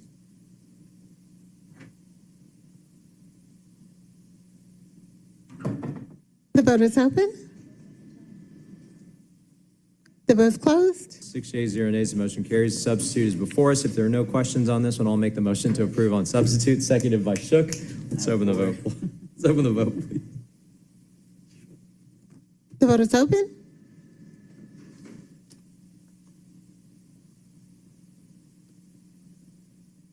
The vote's closed. 6 yeas, 0 nays, the motion carries. This item is approved on substitute. Next item, 23R 3695. There is a substitute that changes the caption. I'll read it in and make the motion. It's a resolution by Councilmember Marcy Collier Overstreet, as substituted by Finance Executive Committee, authorizing the mayor or his designee to execute the Fourth Amendment to Agreement FC 9334, Business License and Cashier Management System with Tyler Technologies, Inc., on behalf of the Department of Finance to extend the term of the agreement effective from July 31, 2023 on a month-to-month basis for a period not to exceed 18 months, and to add funds in an amount not to exceed $817,278.00. All contracted work will be charged to and paid from the fund department organization and account number listed herein, and for other purposes. The caption, or the substitute changes the caption by adding $30,120. So make the motion to bring it forward. Seconded by Shook. Let's open the vote, please. The vote is open.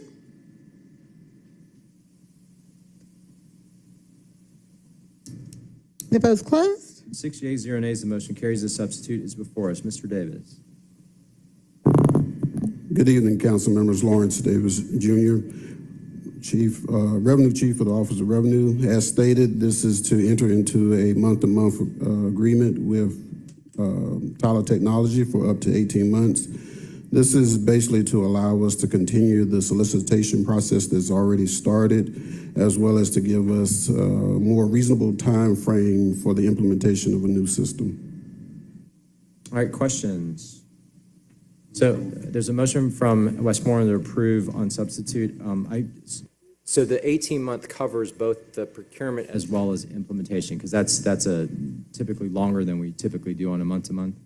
So we're requesting 18 months with the hope that it only will be done within 12 months, but we want to make sure that we are covered and don't have to come back before you just in case the implementation period is a little bit longer. But it does cover both procurement Yes, and implementation. Okay.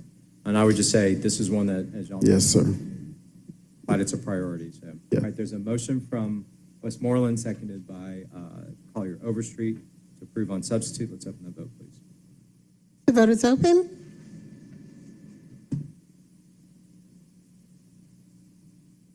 The vote's closed. 6 yeas, 0 nays, the motion carries. This item is approved on Thank you. Thank you. All right, next item is 23R 3702, a resolution by council members Lewis, Bond, Westmoreland, and Waits to authorize the donation of $450,000.00 from the District 12 Vertical Discretionary Bond Fund account to support infrastructure improvements for 7 nonprofit organizations serving the District 12 community and for other purposes. All right, I have a question for this. Wait, this is the one that we've got a challenge with, so we need to hold this or file it, right? Because the bond funds cannot be used to support nonprofit organizations. So we wanted to hold it to have a little bit more discussion. The discretionary funds could be used to support capital projects in districts, even if those, there's a threshold of how much of the total allocation could be utilized. So we just want to make sure that we just have a little bit more homework to do here to utilize it. Law, want to add anything? Are we good? I'll make the motion to hold, but Yes, I mean, law informed the committee and the sponsor that as currently written, that this is not sufficient to meet the requirements of the bond, but as CFO stated, more work could be done. okay. There's the motion from Juan, seconded by Westmoreland. Let's open the vote to hold, please. The vote is open.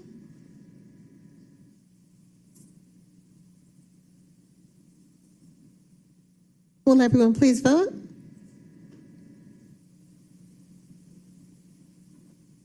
The vote's closed. 6 yeas, 0 nays, the motion carries. The item will be held. Next item is 23R 3704, a resolution by Finance Executive Committee authorizing the mayor or his designee to exercise the first renewal option for FC 10640, job order contracting services large for contracts, number listed, Astro Roadhead Fox JOC JV, contract number listed, Johnson Lowe Skyline Atlanta JOC Contractors LLC, contract number listed, Kisberg Parker Fry and Beatty Construction listed, P2K and Lefco, a joint venture, and contract number listed, Sierra Gresham JV, to provide citywide construction, renovation, and other services to the Department of Enterprise Asset Management and other city departments listed on the attached Exhibit A on a task order basis in an amount not to exceed $25 million and 0 cents per contract. All contractor work will be charged to and paid from the fund, department, organization, and account number listed herein and for other purposes. Commissioner Santil. Greetings again, Chair and Committee. Remy Santil, Commissioner, Department of Enterprise Asset Management. The legislation is as stated, is just going into the first renewal for the contractors in our large job program. Motion from Shook to approve, seconded by Westmoreland. Let's open that vote, please. The vote is open.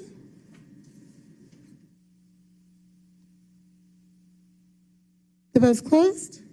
6 yeas, 0 nays. The motion carries. This item is approved. Next item is 23R3705, a resolution by Finance Executive Committee authorizing the mayor or his designee to issue task order number 6 for RFP number listed, citywide architectural planning, design, engineering, and construction phase services with Fitzgerald Collaborative Group LLC for the completion of project management support services for the implementation of Maximo Asset Management Software Services on behalf of the Department of Enterprise Asset Management in an amount not to exceed $299,500 and 0 cents, expressly contingent upon the approval and adoption of the budget for FY 2024. All work to be charged to and paid from accounts listed and for other purposes. Commissioner. Yes, Remy Santil again, Commissioner of the Department of Enterprise Asset Management. This legislation is as stated. It's just to continue our efforts in implementation of our new asset management software. All right, any questions? Motion from Shook, seconded by Winston. Let's open that vote, please. The vote is open.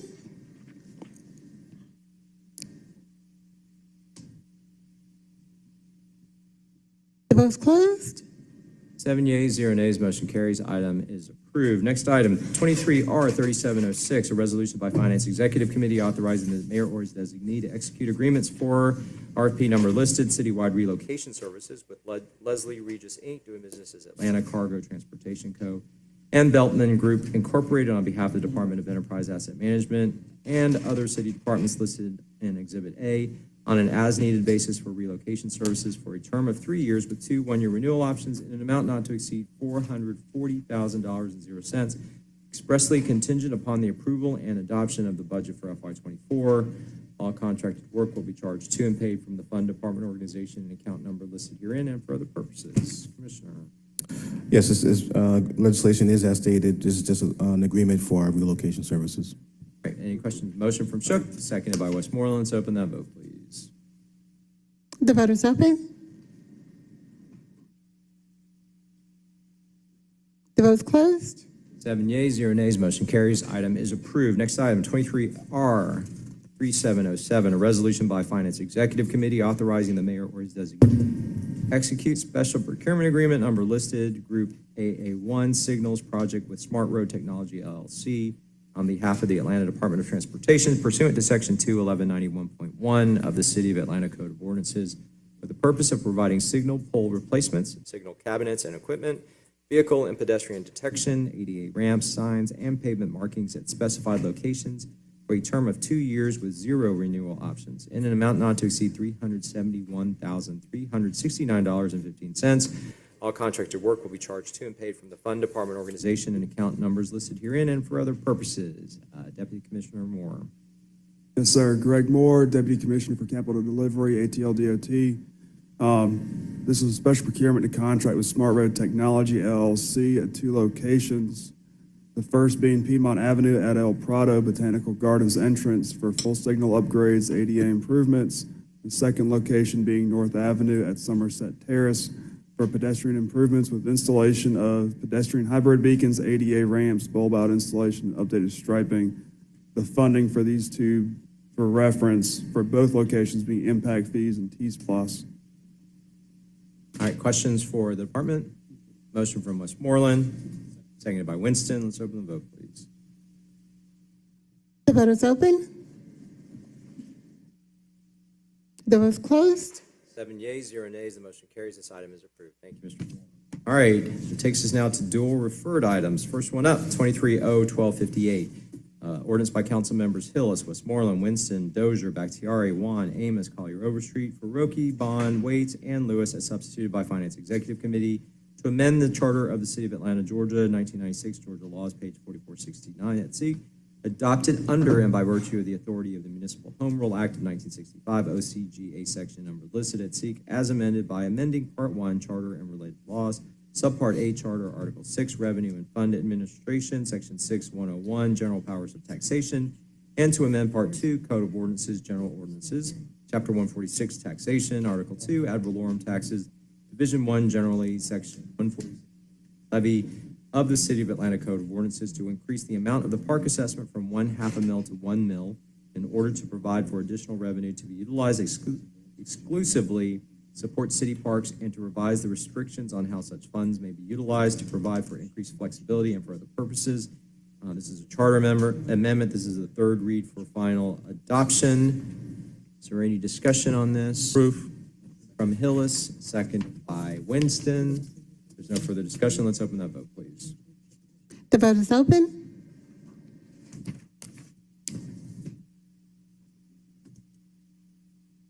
The vote's closed. 6 yeas, 1 nay. Motion carries. This item is approved. Next item, 23-0-1299, an ordinance by Councilmember Dustin Hillis authorizing the Chief Financial Officer to write off outstanding and uncollectible City Court of Atlanta fines, accounts receivable, and city court fines allowance for bad debt in the amount of $5,006,999.26 and for other purposes. This came out favorably from Public Safety, Legal Administration. Is there any discussion on this item? Mr. Shook has a question, and I have one as well.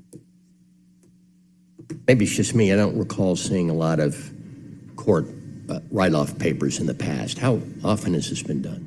That is correct. Yolanda Carr, Deputy CFO. So again, this is an accounting exercise. So when the courts closed back in 2005, this amount was carried over. So really it's just a positive and a negative, or receivable and uncollectible netted together. And so we're just doing a deeper dive of our financial statements. And this is one of the items that just a part of the cleanup effort that we needed to take care of. Thank you. The question I had, I just want for the public as well, is how this flows through our financial statements. If someone just could explain that, how it's already been taken care of. Sure. So when we look at our balance sheet, as far as our receivables, we always look at how we can, make collections. And so in this instance, the exact amount, we have the receivable as well as the uncollectible amount, and they both net together to equal 0. So that's the impact that we have here. Other discussion? The motion from Shook, seconded by Winston. Let's open the vote, please. The vote is open. The vote's closed. 7 yeas, 0 nays. Motion carries. Item is approved. Thank you. Next item, 23-R-3610. Resolution by Councilmember Dustin Hillis requesting that the Chief of Police utilize his authority and discretion to formulate and implement rules and regulations for the operations of the Department of Police, to promulgate a written departmental standard operating procedure which would establish a pay adjustment for sworn members of the department during the time the member is serving in a capacity of increased qualification and responsibility as a field training officer and for other purposes. This came out favorably from Public Safety. Is there any discussion on this item? Yes, Mr. Hills. I'll just go and comment on this item and the next one coming up. These are resolutions. They don't enact anything. They simply ask our Chief of Police, and the subsequent paper asks the Commissioner of Human Resources to look at implementing these pay adjustments. So I'll ask that the committee support them. Thank you. So without objection, I'll go ahead and just take these together then. So 23-R-3611, a resolution by Councilmember Dustin Hillis requesting that the Commissioner of Human Resources provide the application of a shift differential special pay rule for members of the Atlanta Police Department working evening watch or morning watch at a rate of an additional $1 per hour for evening watch and $1.50 per hour for morning watch and for other purposes.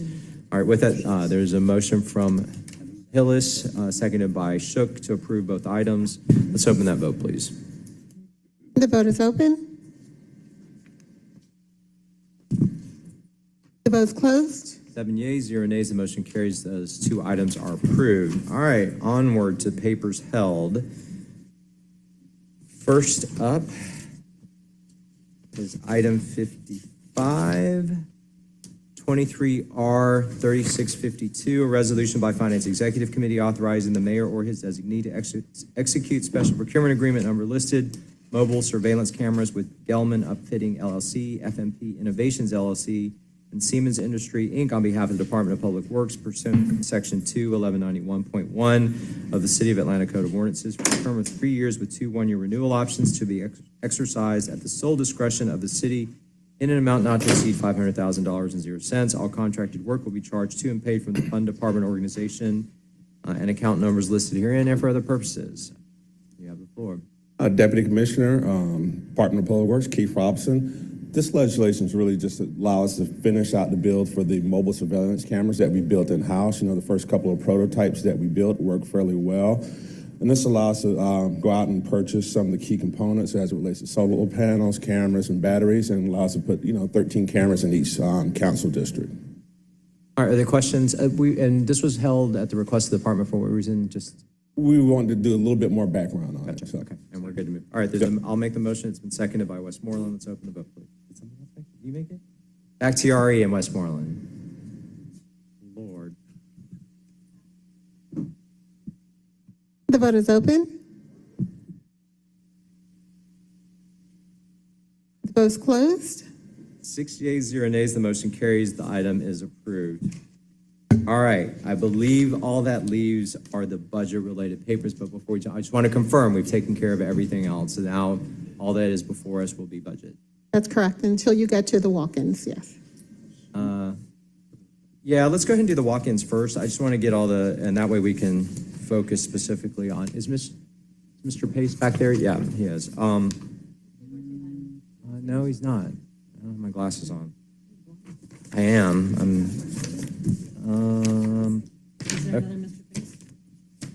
You have the two numbers, right? Yeah. Let me go ahead and let's go ahead and take care of that. If there are questions, then we can. But I'd like to go ahead. So the first one is Elms ID 32864, resolution by Finance Executive Committee authorizing the mayor or his designee to execute special procurement agreement number listed, Community Navigators Funding, and the Latino Community Fund on behalf of the City of Atlanta pursuant to Section 2-1191.1 of the City of Atlanta Code of Ordinances for a term of 1 year in an amount not to exceed $123,200.00. All contracted work will be charged to and paid from the fund department organization and account numbers listed herein and for other purposes. Mr. Austin, I see you. If you can go up and tell us, and then if you will also explain the time sensitivity of this one. Yes, so the Community Navigator Program has been something that the Mayor's Office, well, before the merger, Welcoming Atlanta, but then after the merger, Mayor's Office of International and Immigrant Affairs has been running since the pandemic time. So most of it has been funded through those federal relief dollars. The thing about that contract, and well, to just give background on that Community Navigator Program, just to make sure everyone's up to speed, we've hired, contracted with Latino Community Fund, a number of community navigators who have helped to reach those parts of the community who maybe either just due to an access issue or a desire issue won't typically come maybe to City Hall to get the services and things that they need. But we've been going out into the communities and ensuring that representatives have been able to carry that information out, as well as work through a variety of community resource events where we've provided food, other materials, supplies and things that are have been helpful through that pandemic time, but as well for those who are just in need and go into the communities to help them out. Right. So that contract that we had with Latino Community Fund, that expired at the end of that public health emergency.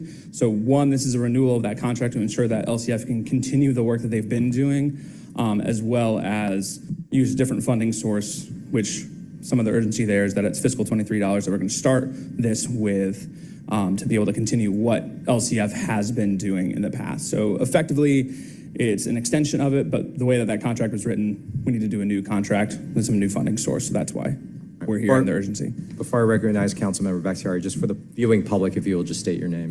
Sorry, yes, Austin Wagner, Deputy Chief of Staff for Mayor Andre Dickens. Councilmember Bakhtiari, you have the floor. Thank you. I'm glad to see that this is continuing. I did have a question. Is this going to work at all with any of the number of individuals we have in the Latino community that are being navigated here by ICE, or the issues that we're currently having at domestic terminal with people literally being dumped there that need assistance? Will this be working around any of those folks to assist them as they try to, get their life back under them? Because we do have a situation currently, I believe, I think you can speak to it, where people are inhumanely just being diverted here without resources. So Vanessa Barr, Executive Director for the Mayor's Office of International and Immigrant Affairs. So to answer your question, Councilmember Bakhtiari, absolutely. So the community navigators, their main function is really to be the bridge between City Hall and the various communities we serve. Some of them within some of the districts represented here. So with all that said, is we do legal clinics. So for example, during the pandemic, and also access to vaccinations, healthcare providers, evictions. So we do work with the community navigators. There's about 8 through the Latino Community Fund. We're looking to expand that to also include our AAPI community. But their role very much is to have a conversation with these communities that never had a voice. And so this will continue to support that and enable us to really reach more communities. So yes. That's wonderful to hear, and I move for approval. I say it won't use those other dollars that I know we were here just recently with the dollars that we received from the federal government. That'll be more direct things, and this will help in a more general way, but those other dollars will be able to help in a very direct. I think when it comes to, making sure that we don't aid and abet in the continuation of the violation of human rights of people of color, there's not too much money that can be put into that initiative, so you don't have to explain that one away. So move for approval. All right, motion from Bakhtiari, seconded by Westmoreland. There's no further discussion. Let's open that vote, please. Oh, wait, I did want to acknowledge that for those that might have a copy of this, that the source of funding is non-departmental for this year. So let's open the vote, please. The vote is open.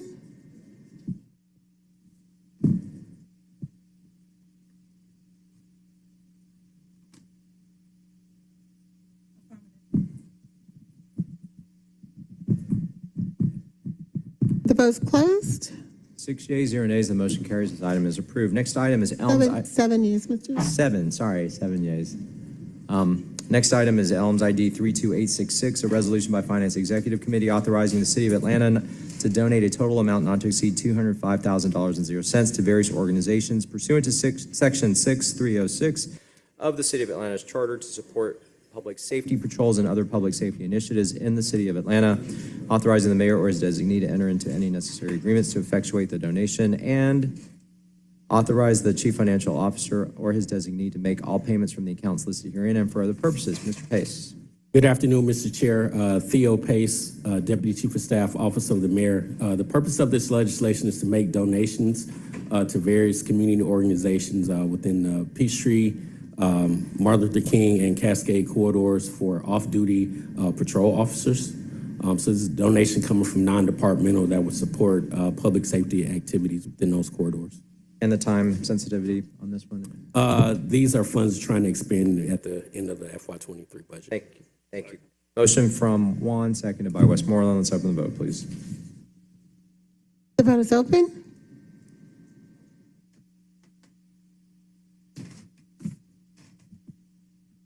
The vote's closed.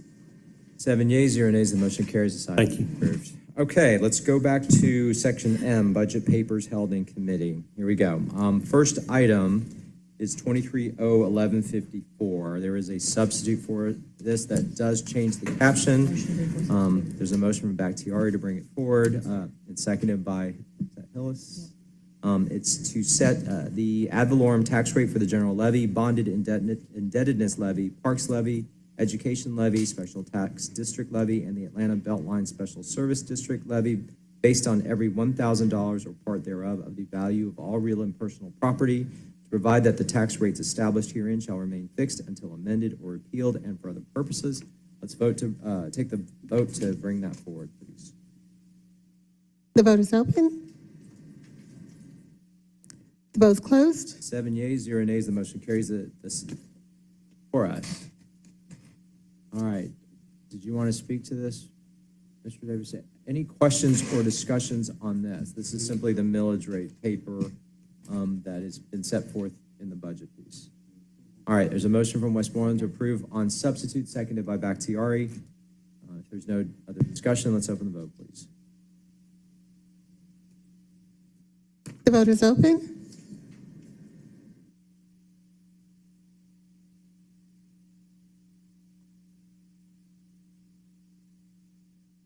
Will everyone please vote? One more. Who's missing? Okay, the vote's closed. 6 yeas, 1 nay. The motion carries. This item is approved on substitute. Next item is 23-01187. This is going to remain held. Oh, sorry, CFO Bala. Yeah, I just wanted to remind the public that the third public mill rate hearing discussion is tonight at 6 p.m. We've already had the first two. In fact, all finance committee members to join me for that. Have a doctor's appointment. Okay, the next item, 23-01187, I'm not going to read because it's going to remain held.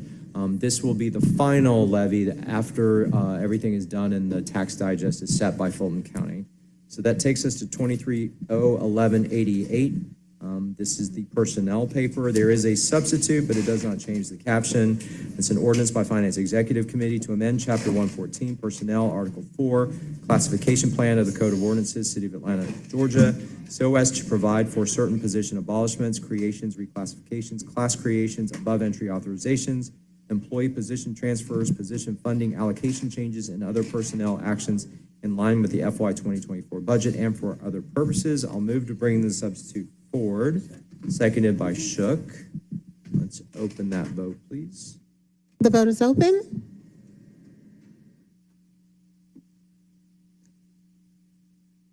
The vote's closed. All right, 7 yeas, 0 nays. The motion carries. The substitute is before us. Commissioner Smith will kind of update us and walk through, and then we'll take questions.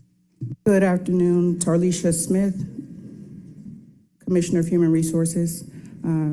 Through the chair, Councilmember Juan, this is a FY24 personnel paper with the corrections and changes as listed. We have the adding one classification and creation of budget and fiscal policy duty chief for pay and equity and alignment for the department. That one was for finance. And we also have adding one reclassification within comment for pay equity and alignment for the department. The rest of the paper is as it was presented to the council before. And we may have a few pending items for next Tuesday. Questions? Ms. Linder, do we still have any outstanding requests for information from the personnel paper hearing? Yes, I believe there were some, and we're still waiting for on the third round of hearings, there were a few questions that are pending. All right. Won't hold this up, but I would say, Commissioner Smith, to the extent that we can get those data requests or whatever by Tuesday, that would be helpful. Understood. All right, so this motion, I would say, let's go ahead and move it forward favorably, understanding that there's likely going to be a potentially additional adjustments, minor adjustments on Monday. Yes. On Tuesday, I'm sorry. Tuesday. Councilmember Bakhtiari. So if I have continued questions about code enforcement, for example, under APD, because, and Commissioner, I don't believe this is your responsibility, but I did ask after our personnel hearing that that information be sent so that we can ensure that what has been discussed in terms of my budget amendment, which I have not put in because the understanding was we had made the necessary pay adjustments to match national standards, because currently we have 7 code enforcement officers under APD for the entire city of Atlanta. Supposed to have 21. We bumped that to 24, and then there were supposed to be pay increases across the board, and that was supposed to be sent over to me, but I don't believe I ever received it from APD. So I just want to make note that I would appreciate that before Monday to anyone who may be, to our tens of viewers and potentially somebody from the department who may be listening, because it is very important that we get that right. And so I just want to make sure that. Okay, make sure you get it. Thank you. Thank you. Yeah, just acknowledge. Thank you for all that you've done. Thanks. Acknowledging Councilmember Bakhtiari's request around code enforcement. Councilmember Collier Overstreet, you have the floor. Yeah, quick question. So today I was asked to go upstairs to city planning to talk about the way they are actually doing interviews and acquiring new talent for our city planning department. A couple things that that I thought that I was clear about as far as, like you said, with code enforcement, you want more clarity. If you can do that for me as well with the city planning positions, Yes. I would appreciate that, because I went and spoke to a couple people that have asked me to come up and speak to them. So I wanted to go up, as a zoning chair, I wanted to go up before Tuesday, just to speak with a few people. So I am going to speak with you offline, but I am still very comfortable with where we are with this. Okay. 100%. And so I'm a supportive vote today, but I would like more information about the positions that we're speaking about for city planning. Thank you. I will make sure that you get them. I do know for a fact that we did do the groups that I mentioned in the last presentation. I believe that was last week. Yeah. We updated everything. We probably just haven't forwarded it over to you in that format, but we have updated, and I want to say I probably start signing off on some of them already in the system. So I'll make sure that you all get that information today. Thank you. Yeah, I do remember a positive conversation about, what we need, how to make them whole and fill those positions. But I just wanted to make sure that I got more information by Tuesday. But I'm fine going forward. All right, so Thank you. again, acknowledging Councilmember Collier Overstreet's request on planning department's information. May I also put me down as receiving that information as well? Thank you. We all, I think it's for I will forward it to the entire committee. The one thing I will say is I'm supportive too. I think we just acknowledge that the personnel paper is always a living document that gets changed. I would encourage you, I know we've kind of been aiming for updating it twice a year. I would encourage you, given the headwinds and the challenges around hiring, that we should be open to revisiting it maybe quarterly to make adjustments to assist the departments in hiring. We talked a lot during your presentation about vacancies in critical functional areas, and so we stand prepared to work with you in terms of anything you need. So again, I leave that option open as we move forward. So yeah, you want to say? And wanted to thank you, but also I think one of the things that, and again, I'm still new, but I think one of the things that would be really great to know moving forward that was not always conveyed by people within this seat or people in departments before is that while money had been allocated, there wasn't efforts being made to actually do hiring, or if efforts were being made to hire, there were still complications with that. Yes. And I think that we don't know what we don't know. We can't fix what we don't know. And so I think just complete transparency in terms of challenges that departments may be facing. And I know there hasn't always been this culture of you can come talk to a council member, and I'm very sorry about that. That shouldn't be the case in this building, ever, because we don't just serve constituents, we serve the people in this room. So if my ask is that moving forward, so that because I've loved working with you throughout this process, and I want to thank you, because I know coming on and doing this has not been easy, straight from the jump. Thank you. And if there's anything that we can do to help with the hiring process, because we can't just task these departments with this and then not continue to see it through. So if you could just keep us informed of the challenges that may be continued, that they are continuing to face throughout this retention and hiring process. Yes. That'd be fantastic. I will. Thank you. All right, with that, I believe I now have a motion from Councilmember Westmoreland to approve on substitute, seconded by Bakhtiari. Any further discussion? All right, let's open the vote, please. The vote is open.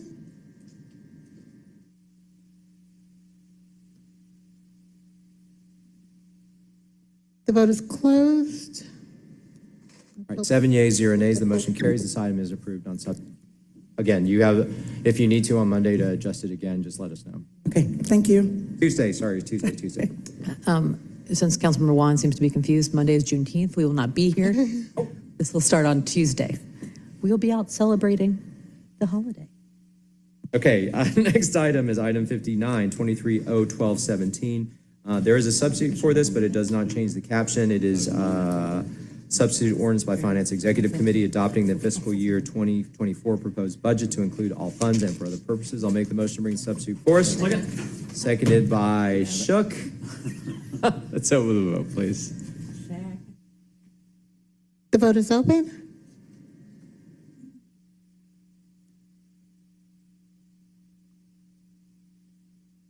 The vote's closed.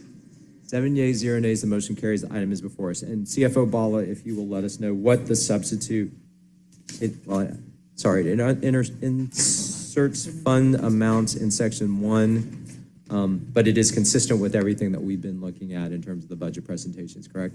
Correct. All right. All right, so now that this paper is before us, now's where we begin our process with regard to amendments. And so I think CFO Bala or Dr. Wilson, who's going to walk us through those? Dr. Wilson has graciously agreed to spend her birthday in front of you guys today to do the amendments. Is this when the whole room breaks out into song? Happy birthday. Thank you. Happy birthday, Dr. birthday. Wilson. Thank you. Okay, so we have amendments we'll walk you through. In your package, you'll see a summary in the front. And the rest of the package just takes you through a little bit more of the description, and we'll walk through those. So if you'll, okay. Is there a power or slide presentation that we can reference as well, or no?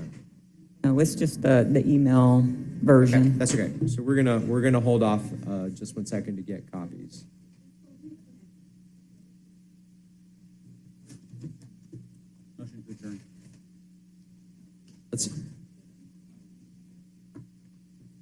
Is there any other? Damn, I should see. Now I regret having done the walk-ins.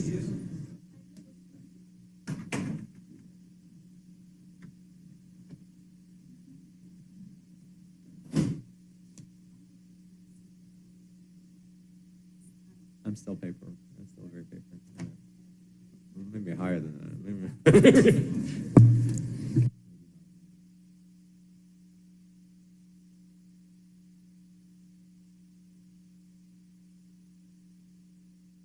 So while we are waiting, though, I do want to acknowledge and thank my colleagues. I know that we've been talking about this over the last 2 months, month or so.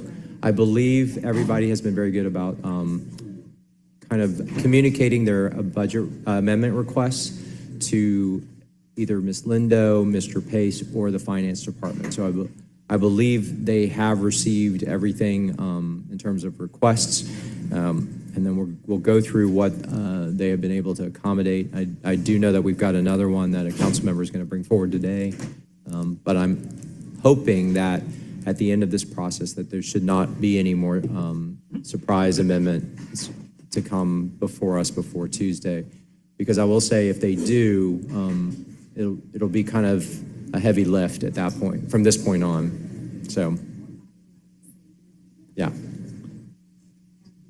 But I need y'all to hold the line with me.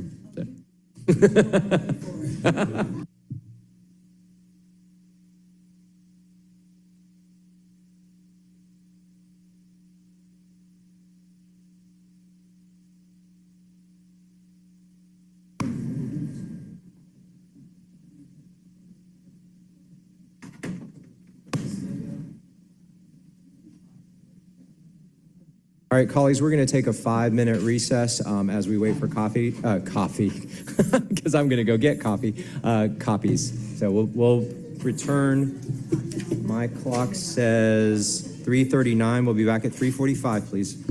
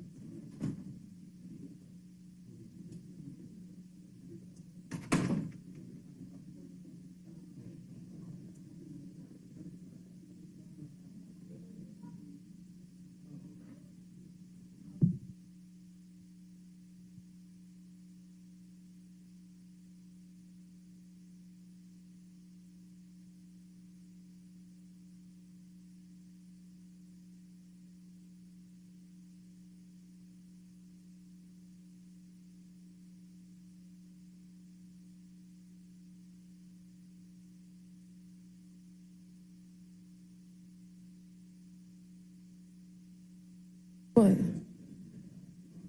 What are you doing this so late? What?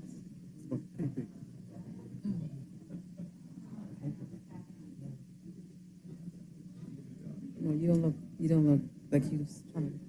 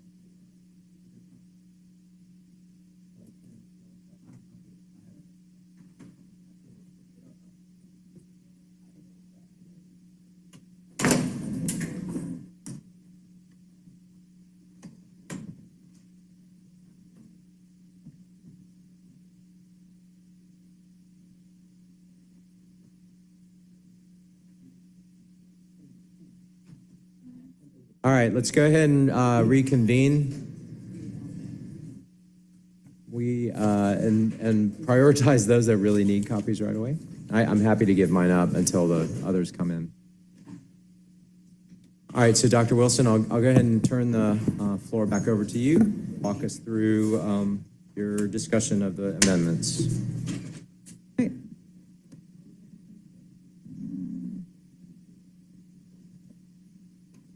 It's hard to see up on the screen, but you have your printouts.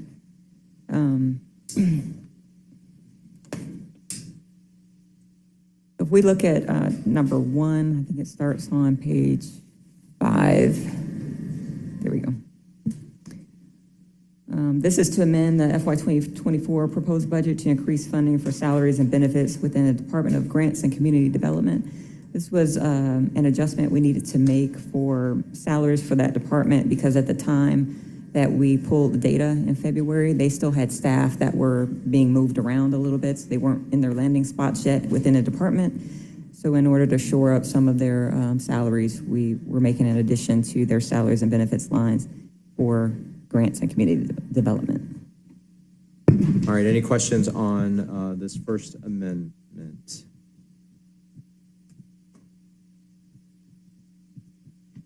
Okay, let's move again. That was a 500,000. 500,000. Page 5.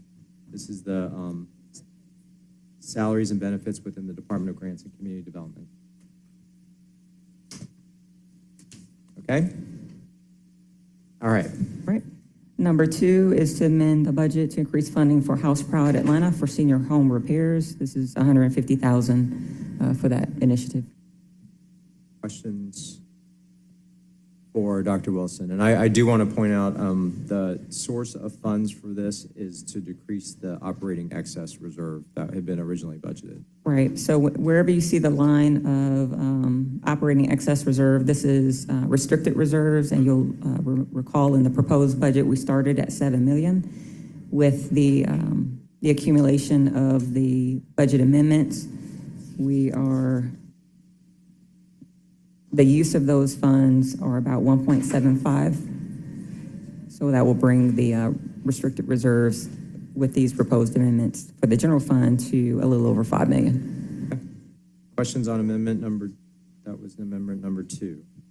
House Proud. All right, Dr. Wilson, please. All right. Number 3 is to amend the proposed budget to increase funding for the Streets Alive program. It's $200,000. Questions on this one? Seeing none, let's move on to amendment 4.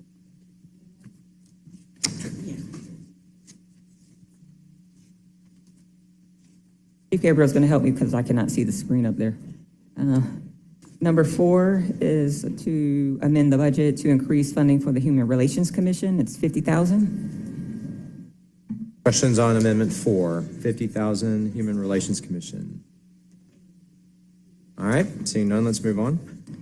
Amendment number 5 is to amend the proposed budget to increase funding for staffing of license and permits unit within the APD. It is $150,000. $150,000 license and permits within APD. Questions? All right, let's move on. Oh, sorry, Councilmember Hillis. This is for additional staff members?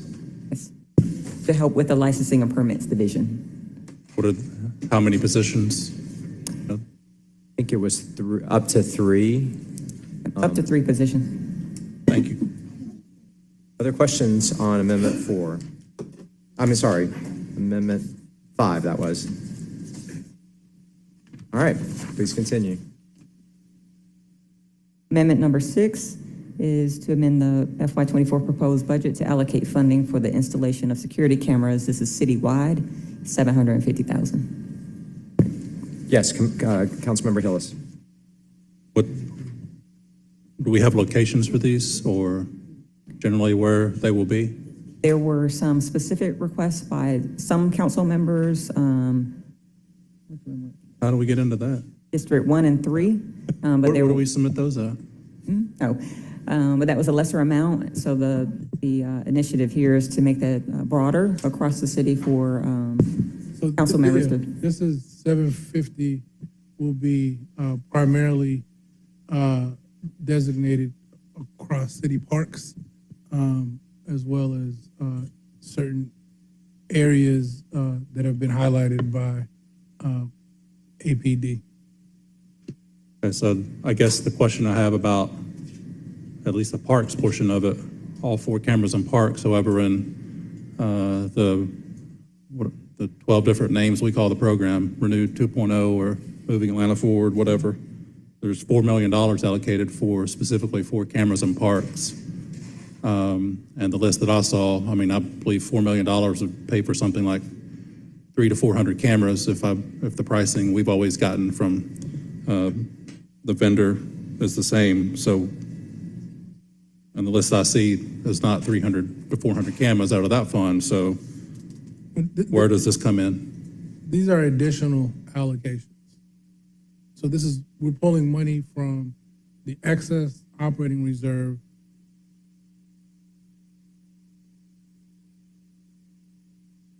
dollars to supplement more camera utilization for APD that will be primarily programmed in city parks and also through other areas that they have a need. Yeah, but I support the quote-unquote other areas. I'd still like to see a list because I didn't know we could just submit requests for parks, as Councilmember Juan did. He's pulling money out of his carry forward to fund neighborhood cameras. Sure. And to my point about the $4 million in moving Atlanta forward, I'm not even seeing a list of those 300 to 400 cameras yet, and we're putting more money towards that. So I would just like to see a list before we approve this on Tuesday. Noted. I think somebody from administration will discuss this in more detail. Thank you. Councilmember Bakhtiari. And to piggyback off of that, that list, the list that we will receive will also include an audit of the actual working cameras that we have. My concern is, we need to know what cameras we have. We need to know which ones of them are actually functioning. That's obviously something we're all worried about, especially after what happened in Piedmont Park. There is a list that will be provided. Okay, and then will this funding also be including a regular audit of, like a regular check on those cameras? I do understand that APD did increase their budget or allocate funds in their budget for after year 3, when the responsibility of the maintenance and service of the cameras flips back to the city, so that the budget, it's now being appropriately budgeted within their dollar ask. So it is incumbent upon the department to be doing that. Now, I don't know what the process is, and maybe that's what we need to just get more information of. What is the process by which they are identifying the cameras that need to be repaired and replaced, as well as the Wi-Fi connectivity cost of that. But I think that's really the crux of your request. Yes, because I think that's something, one of the nuanced pieces we don't get into is what is the cost to do regular checks on these cameras as well? And to ask the PSLA chair, is that something that's regularly presented in the quarterly report? It has certainly been asked for in our goals and objectives at the beginning of the year, but I haven't Seen it yet? seen that. And Okay. to Councilmember Juan's point, about the past 3 years, it's our responsibility part. That was tried back during the prior administration. APD spent none of the money and had to flip it back to Atlanta Police Foundation. So does anyone have, either Mr. Freeman or Finance, is that actually occurring right now? Is APD maintaining 3 cameras over 3 years, or is that still something APF is doing with money that we budget? Sure. Good afternoon, everyone. Marshall Freeman, Deputy Chief Administrative Officer for the Atlanta Police Department. Yes, the cameras are being maintained by the police department after year 3, beginning in year 4. And to your question about the maintenance, when we switched over to the brand new operating system that we have for the citywide camera network, we can actually see the cameras that are up or down in real time at any time. So every single day, that is checked and monitored in real time every single morning. And we usually have a down rate of less than 4% of the cameras at any given time. So every day, the teams are rolling basically to get those cameras back online. And that's a report that we'd be happy to issue. Thank you. So from my understanding, currently there is a map of cameras that we currently have that are in place and functioning. There is a Correct. map of cameras that we'd like to see installed. Correct. I do believe I have not yet seen either of those reports. I do believe the COO for APD said he would send them to me just yesterday, so that's not a lot to turn around. But if we could get that before Monday, or before Tuesday. And in addition, if it could be included, I don't know if it's too much to ask for the quarterly report or if it's just like every other report, like so 2 times a year or what have you, but if there's also something that we can put in place so that there's regular reporting so we are aware if there are outages or if there's something going on, if that could be included in APD's report. However often, I'll put that to the chair, the discretion of the chair. But if that is also included in that report so that we know the adjustments being made, and also if we can understand the budgeting breakdown for how much it costs to keep those going, repairs, et cetera, I think it would give us a better understanding of the disbursement, the ask here. So, Yes, we're happy to add that to that report as well.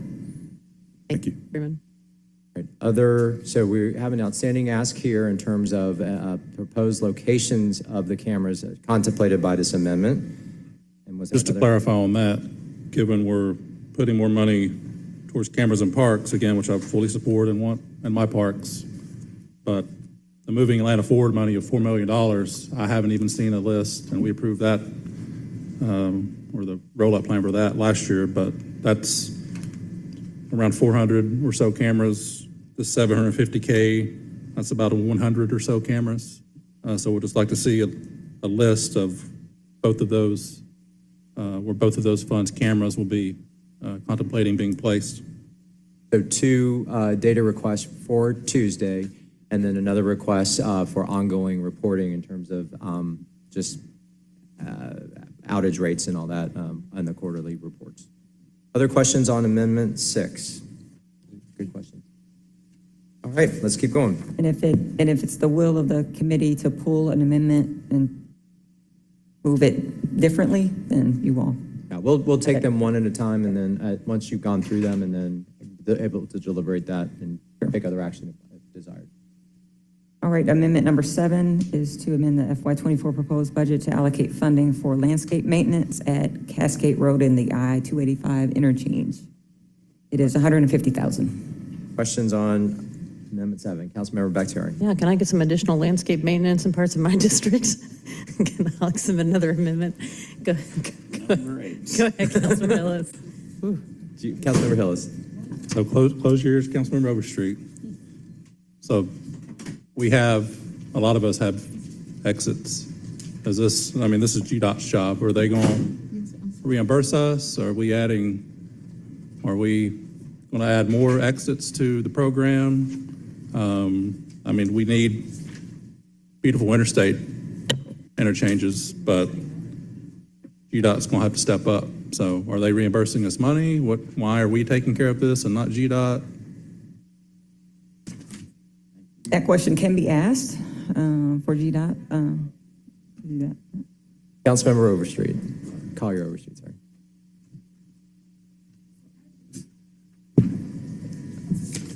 Thank you, Chair Juan. As you know, most of the exits along our interchange are a part of a CID.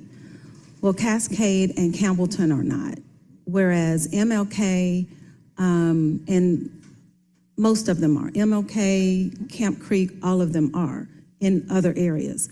I actually tried to use my discretionary funding to create a aesthetic maintenance right here at this particular intersection.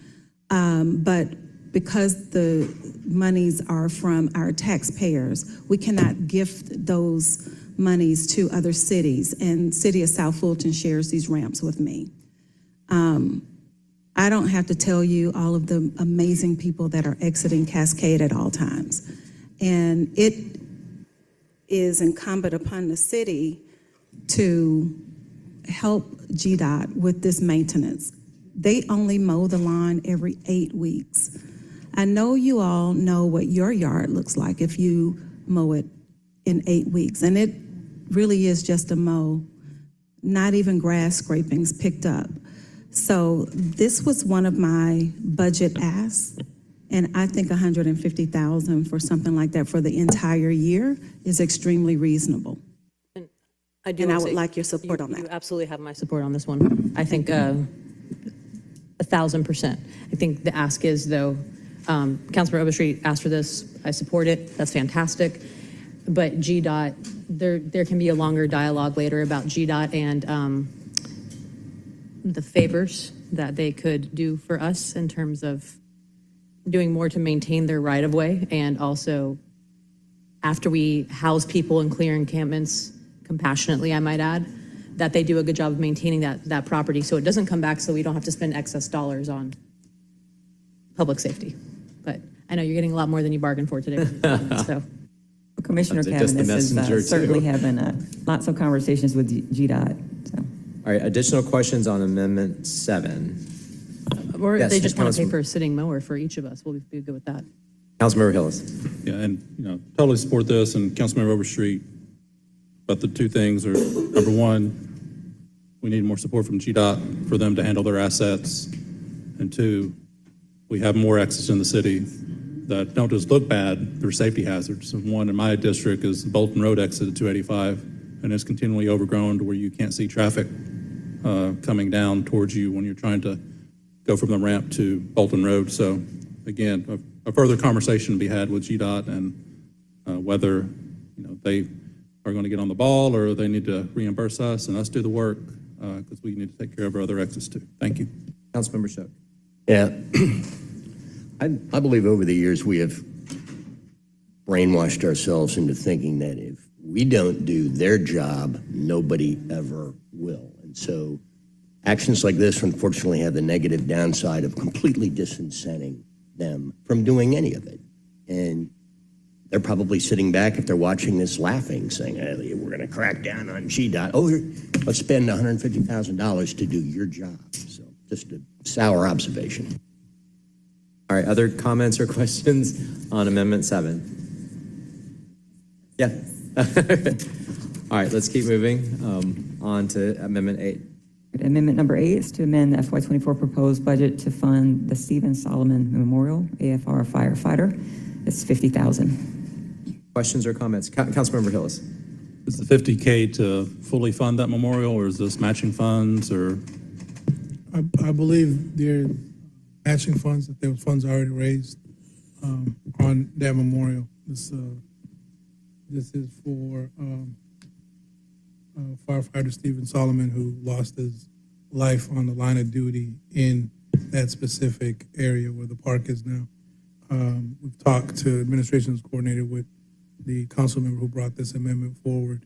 There is an organization who's raising funding, and I believe this is a supplemental portion to complete that. Thank you. All right, let's keep moving. Amendment number 9. Amendment number 9 is to amend the FY24 proposed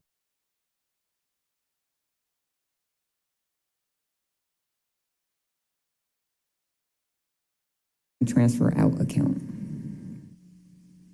All right, so this is where the source of funds is from the different, is it the R&D funds? You'll see the 5 account. Some of them are 5.2s moving to the 6 account, which is the operating transfer out. It's just realigning it for accounting purposes for us to be able to make the transfers. Okay, that's fine. Questions on amendment number 9? All right. Amendment number 10, to amend the FY24 proposed budget to allocate funding for the Trails Master Plan through the PATH Foundation. It's $250,000. Question, Councilmember Hillis. Yeah, no question. Just wanted to speak in support of this, and this is something that myself, and I know Councilmember Westmoreland and probably others have been talking with Parks and the PATH Foundation about for quite some time, so glad to see it in our budget. No woohoo from you? No woohoo from you? Okay. All right. All right, next amendment. Amendment number 10 is to amend the FY24 proposed budget to increase funding for salaries, extra help sworn within APD for aviation. This was to help support the retirees that come back to support out in at the airport. It's $700,000. Questions on Amendment 11? All right, let's keep moving. Number 12.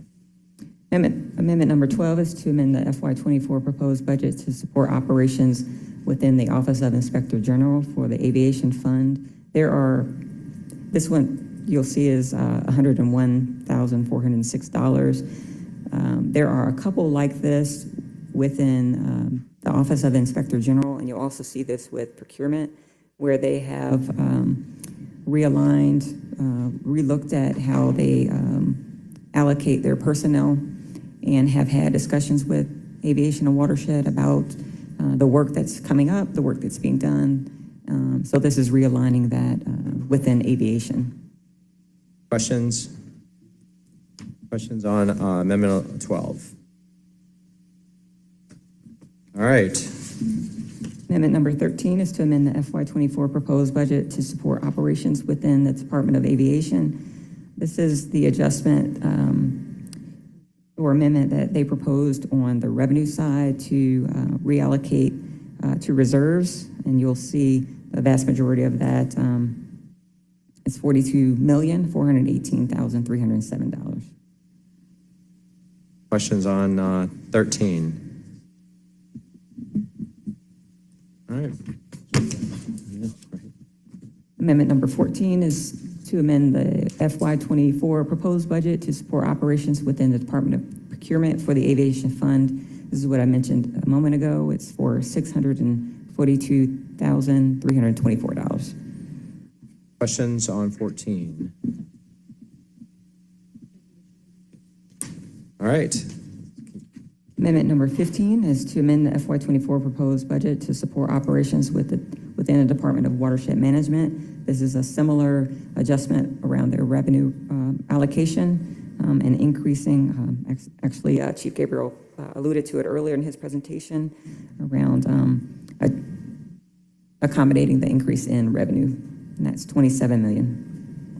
Just a clarification question. The three different revenue accounts, 3 million, 3 million, 21, what are they? What's the difference between the three?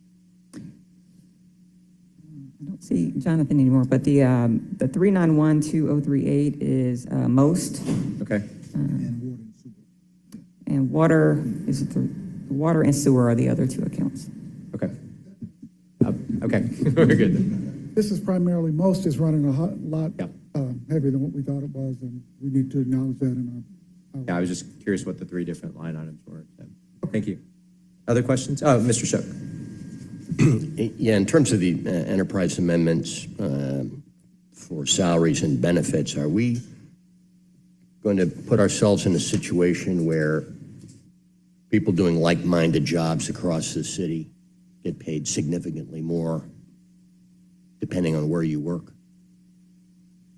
So, I see Commissioner Smith is in the background as well, too, if she wants to chime in. But part of the pay and class study is to also look at across the board functions and to see within the enterprise overall in the government how that parity is being treated. So we already know in certain instances that parity is of jobs and compensation disconnect is there. So that pay and class study will help inform that decision. These allocations in the enterprise funds to allocate their additional revenues is supporting the current operations as they stand.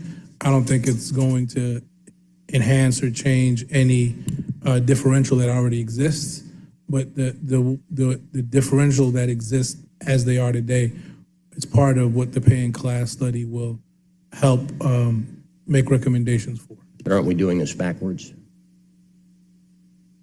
In terms of the allocation of the funds now? Well, and just I can assure Commissioner Smith, and in the past, there's been a whole lot of discussion about lack of parity among people doing like-minded jobs. Hey, but you work for Public Works, I work for aviation, so I'm making out like a bandit doing the exact same thing. And if we're not careful, this is going to lead to serious trouble. We are addressing that, Mr. Shook, and to keep it top of mind, we are going department by department. It has been presented to us by employees. It has been presented to us by commissioners alike. But what we need to do is make sure that we look at it globally and not do it incrementally, because we're going to have to go back and do it again. And in watershed, part of the issue too is licensing and certification. So we want to make sure that we have the correct licensing and certification for the different disciplines before we make any of those changes, in line with what Chief Bala just said. So just a larger question, and maybe this is information you can provide. I mean, there's the budget had a COLA across the entire organization. Yes. But then your personnel paper contemplates selected raises, and these amendments contemplate the same thing. And then we've had the premium pay conversion. And so my question is, how many city employees are getting raises out of the budget process this year? That is a question I can't answer and isolate. I would have to look at it across the board and have that. Yeah, I want to make clear, the allocations that you see in this amendment simply puts the funding in place. All actions for raises would be either in the personnel paper or if they come across throughout the year as recommended by the department heads. This does not change this does not increase individual papers. It puts the funding in place. It puts the budgets in place to be utilized. Create the capacity. Yeah, so what this does is it increases the revenues, and on the other side, it allocates to the budget expense items what where that increased revenue is going to be budgeted. I have great faith in you, Commissioner. I am a worrier, and this is something we've had to worry about in the past. Massive pay differentials depending on, I mean, you're a truck driver, but if you're a truck driver for him or for me, you get paid a whole lot more. We'll sort it out, but let's measure twice and cut once, because we're going to hear from employees who aren't following this very closely that they haven't gotten a raise in 10 years and no one gets a raise. But there's plenty of people who are coming out of this budget a lot better off than they were last year. And I can assure you that we're keeping at top of mind equity, parity, the licensing and certification across the board. But if we do it incrementally, the challenge for us is once we do it in one department, we look at another department and say, oh, this is the same. And that's one of the reasons why we brought forward the abolishment of several different positions, because we're trying to align positions that have the same classification in a department to make sure that we have that parity. Because the other thing that happens is you have employees transferring from one department to another department just to make more money. And, you know, we can address that through the class income, but we've also addressed it in some areas already so that we have retention of personnel. Hope it works out. Thank you.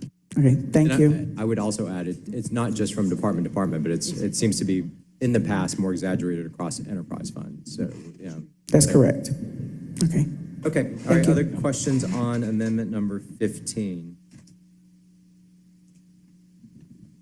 All right, Dr. Wilson. Thank you.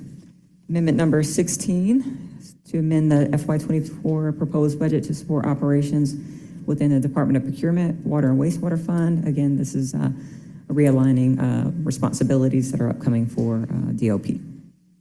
It is $853,486. All right, questions on 16? Okay, let's keep going, 17. Amendment number 17, to amend the FY24 proposed budget to support operations within the Office of the Inspector General, Water and Wastewater Fund. It is $81,946. Questions on 17? All right.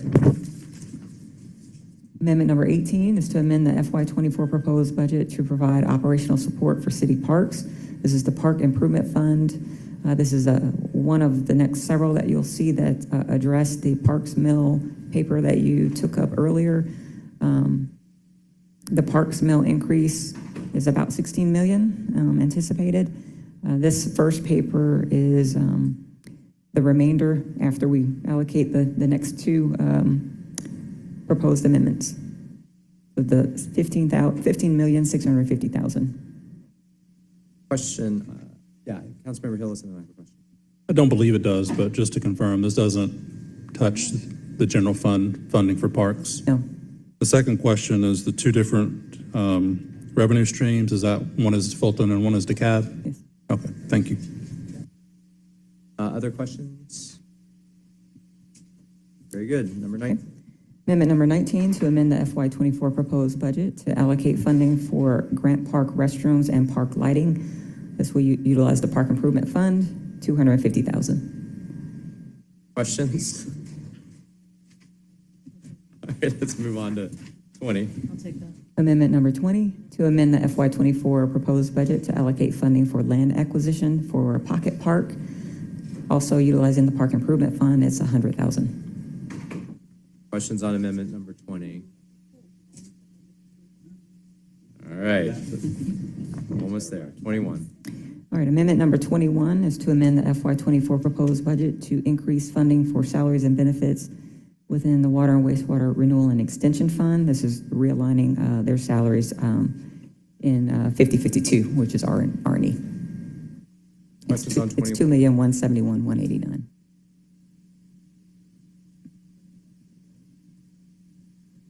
All right, 22.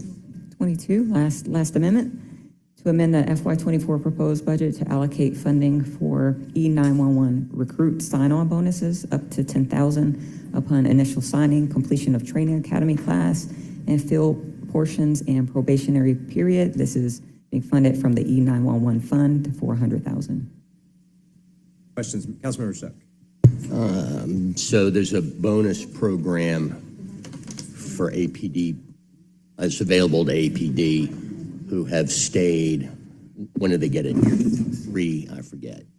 Shouldn't this be conditional? Same condition? I mean, you actually stick around and do your job for a couple years, then you get the bonus as an incentive instead of getting trained, getting your 10 grand check and blowing town. Yes, the incentive bonuses are always, do have a forward-looking component to them. They're in exchange for future-oriented return back to the government. They're not past-looking, so there has to be a commitment to either stay on board for X amount of time or do something. And if you leave early, you have to actually, there is provisions to bring that money back. Councilmember Overstreet. Sorry, Chair Juan, I was asking a question when you guys moved on to 21. Sorry. Where is this pocket park, this park improvement fund? Where is that?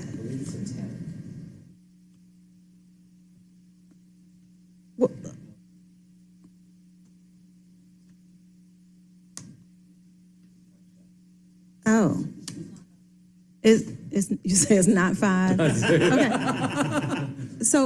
Okay. So why are we so descriptive on my Cascade and 285? And we've got this vague pocket park. And that Grant on here. Park lighting project. It's at the location, it's the intersection of Peyton Road and Benjamin E. Mays Drive. Peyton, okay. So, because this could have been anywhere in the city. So I just want to know where park installations are happening. Again, I support this. I support everything that you all need for your districts in this city. Everything. For yours too? Yeah, and it's pocket park included.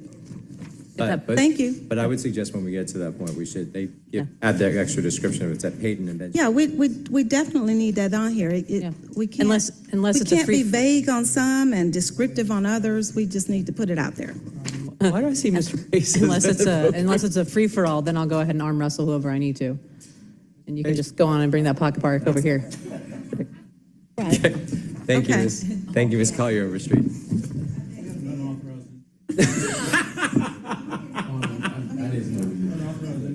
All right, we're gonna, so any other questions on Amendment 22? And just, as Mr. Westmoreland was asking me, the process is gonna be, and we're gonna go through Amendment 23 and 24, but then we're gonna go through and take each one of them at a time, and vote up or down on each one of the amendments, not as a packet. All right, so we'll now move on to item 23. This is, and I trust y'all have a copy of this. This is, Mr. Westmoreland's going to bring this to you, to amend FY24 general fund budget by $12 million from unrestricted reserves to ADOT, to be utilized equally through 12 districts for resurfacing and safety improvements. Any comments, additional context on this? Mr. Hillis? So this is an amendment I'm presenting, sponsored by myself, Councilmember Winston, Faroki, Overstreet, Westmoreland, Amos, Dozier, Norwood, Boone, Lewis, Bakhtiari, and Waits, to address significant backlogs and street resurfacing that is direly needed in the city. The prior administration did not do any LMIG resurfacing for 2 years, which is roughly about $12 million. So this is where this has come from, and was actually negotiated down successfully from $24 million, if you remember my first proposal. But if you just look at the conditions of streets in the city, and our last LMIG, which was 4 years ago, which they've only went down since then, but street percentages in our districts that are in fair to very poor condition, District 1, 57%, District 8, 55%, 5, 54%, 9, 50%, 6, 49%, 3, 49%, 12, 44%, 7, 43%, 11, 39%, 10, 32%, and 4, 28%. Most of us have close to or well over half of our streets in fair, poor, or very poor condition. So this is the reason for this budget amendment. It would be spread across all 12 council districts. Would include safety improvements when they do these road improvements, these resurfacing, such as ADA repairs, sidewalk repairs, lane width reductions for safer streets. And it would be up to DOT and procurement as to how to activate these, whether through the LMIG program, to do it with other, have on-call contractors through another contract, or other means. But as you know, legislator of the city and listening to my constituents, this is the top complaint that we get, is the condition of our streets. I think we all took that in, not only at DOT's presentation, but when our first budget presentation in the fiscal condition of the city, where pretty much all of the council members spoke that were present about the condition of our streets. So would ask my colleagues on FEC to support this. Thank you. I wanted to make No, I haven't been recognized yet. So Councilmember Shook. I've got a couple thoughts. I guess the idea here is 12 million divided by the district people. My concern about tying this to the PCI index is the list is stale. Your point's well taken that things that scored low then are going to be worse now. But my list is riven with inaccuracies. I mean, when the list came out 4 years ago, it really wasn't hardly worth the paper it was written on. So I wonder if we're removing the flexibility we would have as representatives of these districts to work with the department instead of being informed what they have decided. And then my other concern is all resurfacing shall include safety improvements where feasible, such as ADA repairs, which we have to do. We're under a federal requirement to do that. Sidewalk repairs, upgrades, crosswalk enhancements, and lane width reductions. I would be happier if that we also gave ourselves the option of installing new sidewalk, because I've been desperately trying to install and fill in sidewalk gaps that connect parks with high density residential communities. So I have questions about the process that's going to be used. I'd like to tell the waiter what I'd like to come out of the kitchen instead of taking potluck. Chair, if I may respond? Yes, Councilmember Hillis. I will certainly accept those as friendly amendments. I just came up with the PCI score because I have a whole map of my district with everything under 50, and almost every street's on there, or at least half of my streets. So I'm fine with removing the PCI score requirement. These are usually conversations between us council members and the DOT commissioner or his supervisors, so we can remove that and just have that be a conversation, taking our PCIs into consideration, but also looking at our real-time issues that are there in our districts and the new sidewalk. So I would accept those as a friendly amendment to my amendment. So, Ms. Lindo, I don't know if y'all are catching that or not in terms of just, I have a question. It's more technical procedural than it is necessarily the merits of the amendment itself. If we're taking this out of fund balance or reserve, so basically the $200+ million, that's where you're intending to take it from, or the source of this, not take it from, but the source of that. That's not really a budget amendment. That's really a piece of legislation that transfers those funds into the capital fund for ADOT. Is that correct? Correct. That is correct. This, what the exercise we're doing now is amending the general fund proposed budget of the $790 million. So, or any other fund, right? So what we're doing here, when you're pulling from fund balance, you have to propose a separate piece of legislation, like we did for public safety training facility, pull that funding out of fund balance and allocate back to where you want to direct it to. So it needs to come, it's a separate process from what we're doing here.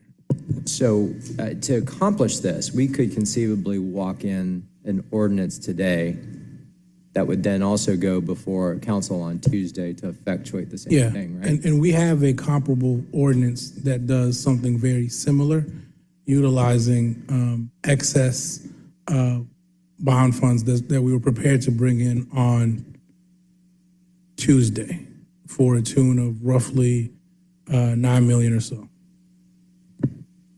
Okay, well, that's Tuesday, and I think you've seen there's appetite for this now. So I'm suggesting to Councilmember Hill, like procedurally and structurally, maybe that's what we need to do. We can coordinate to get that teed up relatively quickly if need to happen today. I mean, the intent, it's still an ordinance, so if you bring it in today or Tuesday, still the first read would be Tuesday. We don't save any time by doing it today. So. Okay, I got you. Have that on Tuesday. So we're happy to sit down and work with them on the merits of it and construct the appropriate piece of that I think gets to the heart of what this is trying to accomplish, and will allocate funding to specific council districts across all of the city. Yeah, I guess this is a train that's running. I mean, and y'all aren't going to be able to slow it down. So let's do it the right way. Sure. And if it is an ordinance that transfers the funds, right? That way. So that was only the technical. That would be my request to Ms. Robinson, to prepare that ordinance for basically mirroring this amendment. Yes, thank you. But that would also give us the opportunity to enhance the language around use and qualifications in terms of the use of funds. And so what I would say is that if y'all are looking to come forward with another funding source, then that can get entered in the conversation as well. Or it could be either or it could be yes and. So just be prepared. Well, happy to have those detailed discussions in the next 4 days. And I will certainly run my ordinance by all the co-sponsors. So would you and Councilmember Shook like to sign on as co-sponsors of this coming legislation? I think my district would not let me not sign it, so I think that's... Yeah, well, do I need to tell you your percentage again? That's your answer right there. Double negative is a positive. Right. I would just appreciate if you would remember the order in which they signed on. What's that? So I said I think it should be noted the order in which they signed on, just when it comes to... All money is fungible. All good. Okay, so let's move on. So that's floor amendment 23. We will come back to this because, and let's move on to 24. 24, I believe, is Councilmember Bond's amendment. I see him in the audience, and this is $1.5 million for Vietnam Veterans Memorial Park. Mr. Bond.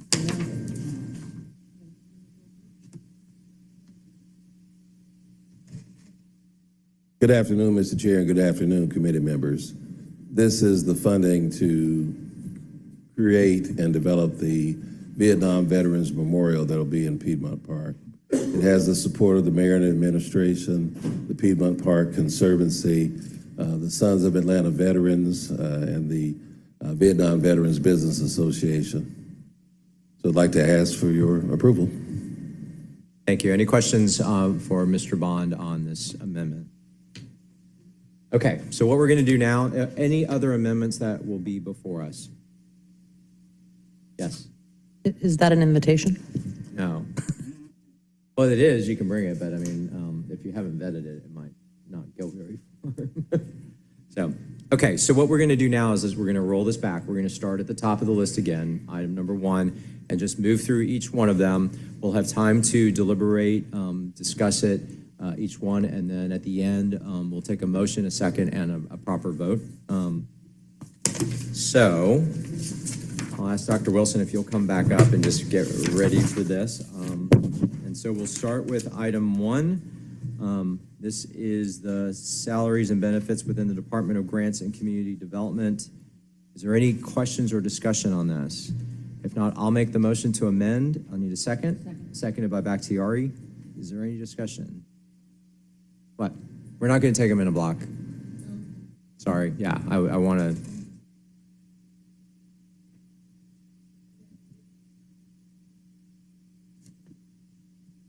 Yeah, just in case anyone wants to go on record for it.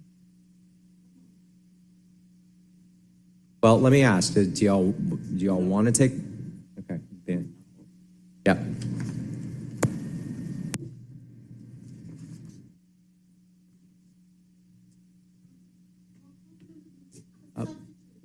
Microphone.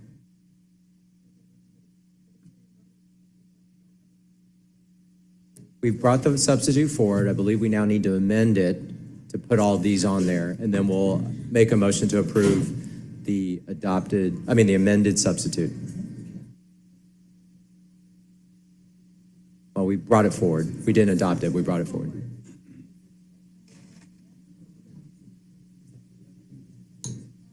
All right. Okay, so the amendment, amendment number 1, motion 1, second Bakhtiari. If there's no discussion on that, let's open the vote to amend item number 1.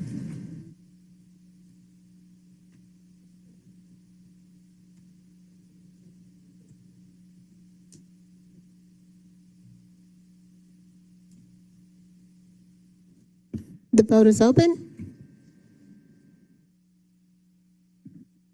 The vote's closed. 7 yeas, 0 nays, the motion carries. The motion to amend carries. All right, item number 2. This is the House Proud funding for senior home repairs, $150,000. Discussion? There's a motion from Bakhtiari, seconded by Shook. Is there any discussion? Let's open the vote to amend item number 2. This amendment number 2, correct? Correct. Yeah. The vote is open.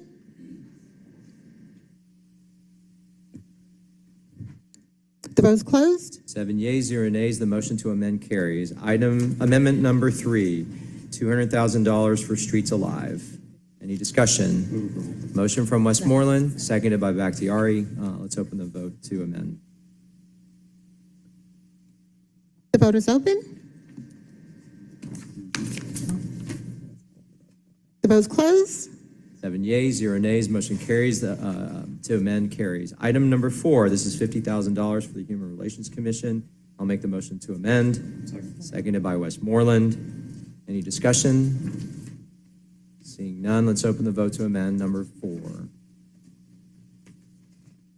The vote is open.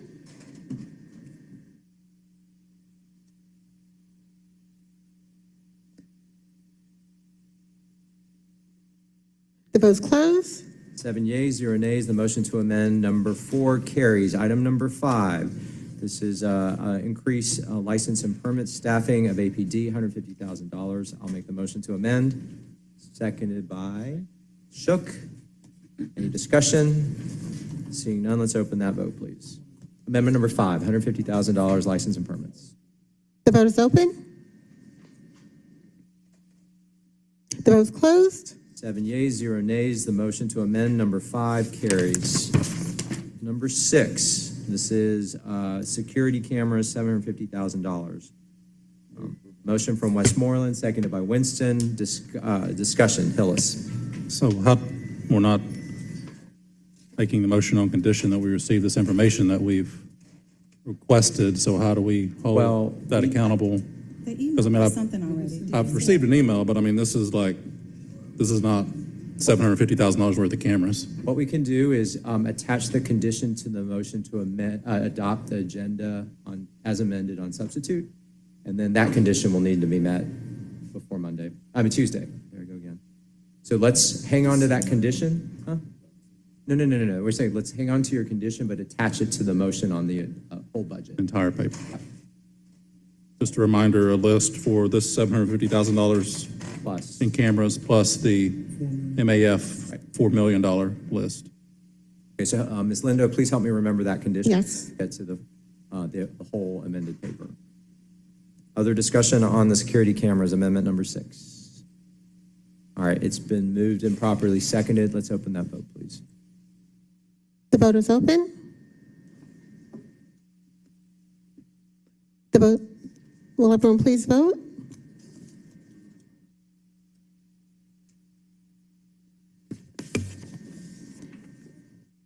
The vote's closed. 7 yeas, 0 nays. Motion to amend number 6 carries. Number 7, this is $150,000 for Cascade I-25. Motion from Collier Overstreet. Seconded by Bakhtiari. Any discussion on this motion to amend? If not, let's open the vote, please. The vote is open. The vote's closed. 7 yeas, 0 nays. The motion to amend number 7 carries.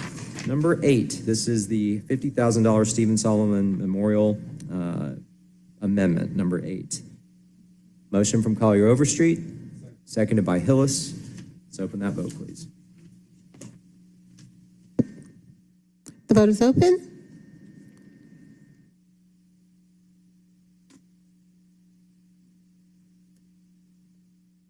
The vote's closed. 7 yeas, 0 nays. Motion to amend number 8 carries. All right, number 9.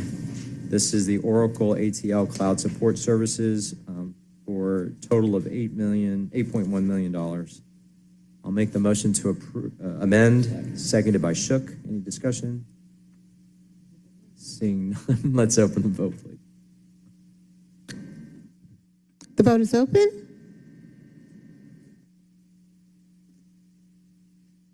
The vote's closed. 7 yeas, 0 nays. The motion to amend number 9 carried. Number 10, this is the $250,000 Trails Master Plan. Motion from Westmoreland, seconded by Winston. Motion to amend, sorry, is there any discussion on this?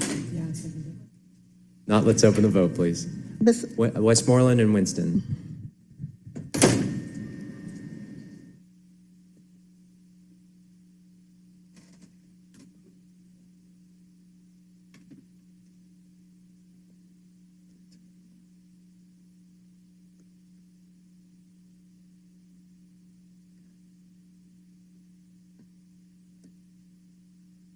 One moment. It's number 10. Okay, the vote is closed. That's 7 number 10, yes. 7 yeas, 0 nays. The motion to amend number 10 carries. All right, number 11, this is $700,000 for salaries, extra help, sworn aviation APD. Any questions? I'll make the motion to amend, seconded by Shook. Any discussion? Let's open the vote, please. The vote is open.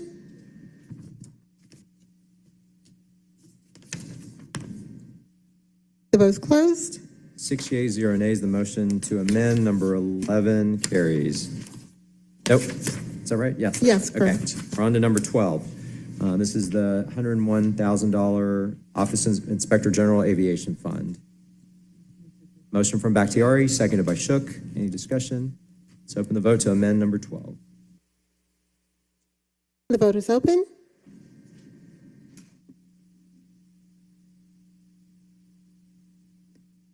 The vote's closed. 6 yeas, 0 nays. The motion to amend number 12 carries. All right, number 13. This is the Department of Aviation, $41 million kind of amendments. Questions? I'll make the motion to amend, seconded by Shook. Any discussion? Let's open the vote, please. The vote is open.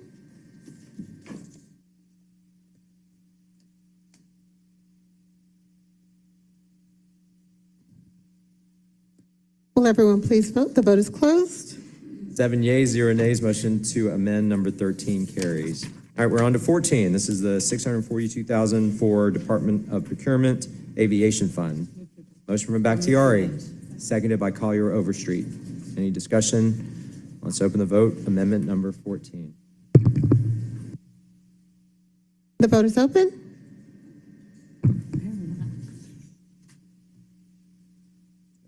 The vote is closed. 7 yeas, 0 nays. Motion to amend number 14 carries.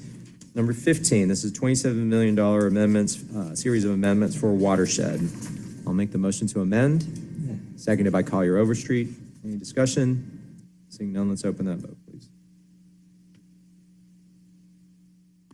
The vote is open.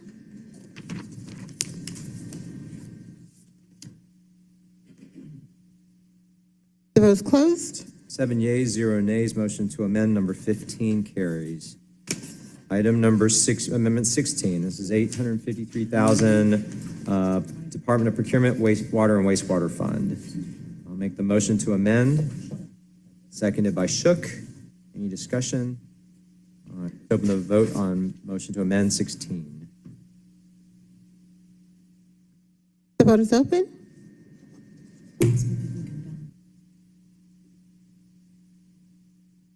The vote is closed. 7 yeas, 0 nays. The motion to amend number 16 carries. Number 17, $81,900 for Office of Inspector General Water and Wastewater Fund. Bakhtiari, motion. Is there a second? From Shook. Let's open that vote, please.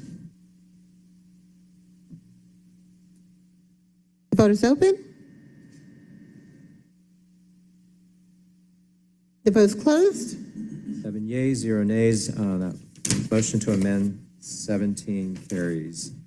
18, this is $15.65 million, the Park Improvement Fund millage. Motion from Bakhtiari, seconded by Winston. Let's open that vote, please.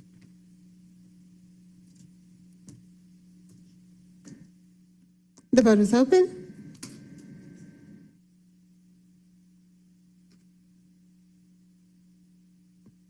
Will everyone please vote? The vote is closed. 6 yeas, 1 nay. Motion to amend 18 carries.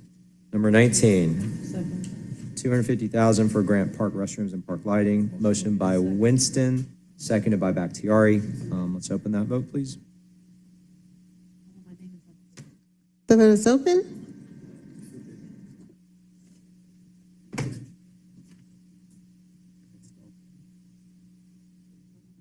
Will everyone please vote? The vote is closed. 7 yeas, 0 nays. Motion to amend number 19 carries. All right, 20. This is the $100,000 amendment for the Peyton and Benjamin E. Mays Pocket Park. So we're going to add that clarification. All right, there's a motion from Collier Overstreet to approve, seconded by Westmoreland. Any discussion? Let's open that vote, please. The vote is open. That was well played.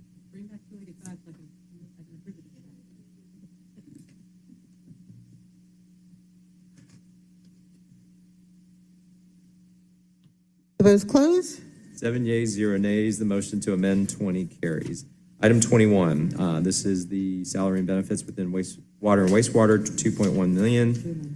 Motion to amend, seconded by Winston. Let's open the vote, please. Were you the? I was, yeah. Yes. The vote is open. The vote is closed. 7 yeas, 0 nays. The motion to amend number 21 carries.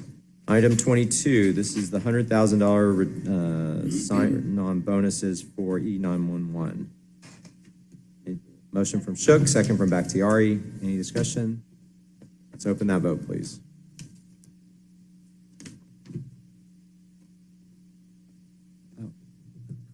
The vote is open.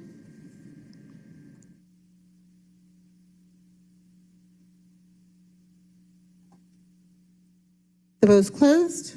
7 yeas, 0 nays. Motion to amend number 22 carries. Now on to amendment number 23. This is the transportation, 12 million. Are we withdrawing this one, Mr. Hillis? In contemplation of the ordinance on Tuesday. All right, so item number 23 has been withdrawn. All right, that takes us to item 24, which is the $1.5 million for the the Veterans Memorial in Piedmont Park. Questions or comments on this? Is Mr. Payson here? I just want to confirm that the administration is supportive of this. And if there's additional, I know we've been talking about this for several, or Mr. Bond's been working on this for several years, and I have a question for him as well. Yes, Councilmember Bond has had conversations with the administration, and we are supportive of this amendment. Mr. Bond, so where are we in terms of the plans and this, any specifics on timeline and match from the others that are supporting this project? This would pay for the entire project. So after the funding is in place, we would have to go through a procurement process to secure a vendor to do the construction. The plans were done pro bono by Moody Construction. They did a layout for it a couple of years ago. I thought there was a fundraising piece to it from the community, though. Was there not?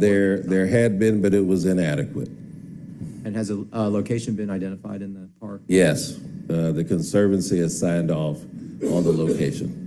And Parks Department as well? I mean, assuming it's ultimately Yes, Parks Department, Parks asset, right? Okay. Yes. Councilmember Bakhtiari. And my understanding also was that there was also, we were worried about, I want to say federal laws, something around this, that was about the placement. There were some laws that we had to be. The Parks Department has received the approval from the federal government. Fantastic, okay. Other questions? Mr. Shook, then Mr. Hillis. I might be wrong, but it seems like a lot of war and other memorials get funded via blended sources. Why wouldn't we invite other people to help? Well, people are welcome to contribute, but this is a specific memorial for Atlantans who were killed in the Vietnam War. There was almost 300. So just like we funded the Missing and Murdered Children's Memorial in total for those Atlantans who were murdered, the logic follows we're going the same route. Councilmember Hillis. This is not to Councilmember Bond, but a request of, I guess, the administration and parks. And I know we haven't changed the allocations yet, but I would just like to see an accounting of the past, 3 years, given there are restrictions on use of the Parks Improvement Fund. It's 90-10 right now, so I don't have any question whether we have that allocation, but would like to see an accounting of the past 3 years of how that Parks Improvement Fund has been utilized before Tuesday. Will do. Thank you. Councilmember Westmoreland. Thank you. And then similar to the request that Councilman Hillis made about the camera data for Tuesday, can whoever has the renderings and the budget, can all the information that relates to this project be shared in advance of Tuesday's meeting as well? That would be great. Other questions or comments? I'm going to make a comment, Mr. Bond. I appreciate all the work you're going to do, and this is just, I'm going to vote no on this one. The reason being is, as you know, I'm one of the appointees of the council presidents of the Conservancy Board.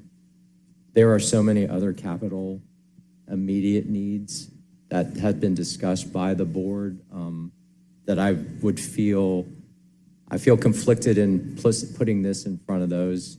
When a lot of those also have to do with safety issues and repair and maintenance type things. And so my vote is not out of not support for you. I know I'll have to face the other board members. And the question will be, why did you put this in front of everything that we've been talking about for the last 2 years? So I just preface that. Again, I just want to give you context of why I'm voting. And I'm not asking others to not vote for it. I just would feel guilty about it. So, other questions or comments? All right, with that, is there a motion? All right, there's a motion from Bakhtiari, seconded by Hillis. Let's open that vote, please. The vote is open. 6 yeas, 1 nay. Motion to amend carries. Thank you very much. Yep. We deeply appreciate it. All right, that exhausts our amendments for today. With that, the paper is properly amended. The substitute is now. So we have the amended paper before us. What I'll do is I'll make the motion to adopt or approve the substitute as amended on condition, the condition being the requested information that has been enumerated previously. All right, I need a second. Can I ask a quick question before that is seconded? If, in the instance that information is not provided, what will then happen? So if the condition has not been met, then council has I should ask the parliamentarian this. So if a motion comes from committee and the condition hasn't been met, can the item still be acted upon by full council? Dennis Conway, parliamentarian for the Atlanta City Council. In my view, conditions are attached to the motion to move it forward, not to the piece itself in most cases. And so I would conclude that this is the same thing. So once it gets before the body, if the condition's not met, I would say you can move it forward, or not move it forward, but you could vote on it and approve it anyway. That would be up to the body. It's no different than a motion to file coming out of committee, but then full council has the option to approve it at that point. It's just a recommendation, it's solely a recommendation from committee. Okay, well, we just need to make sure that, I guess we will find the day of, or if we don't have an email, we'll find out the day of if it's being met or So not. the question will be if enough council members seeing that list is important enough to not be able to ready to vote, then that's the path. Okay, just make note to the folks listening whose departments were called upon to provide that information. I do believe that we will not be very happy if that information is not provided, given the number of times we've asked for it to be provided. So if you could please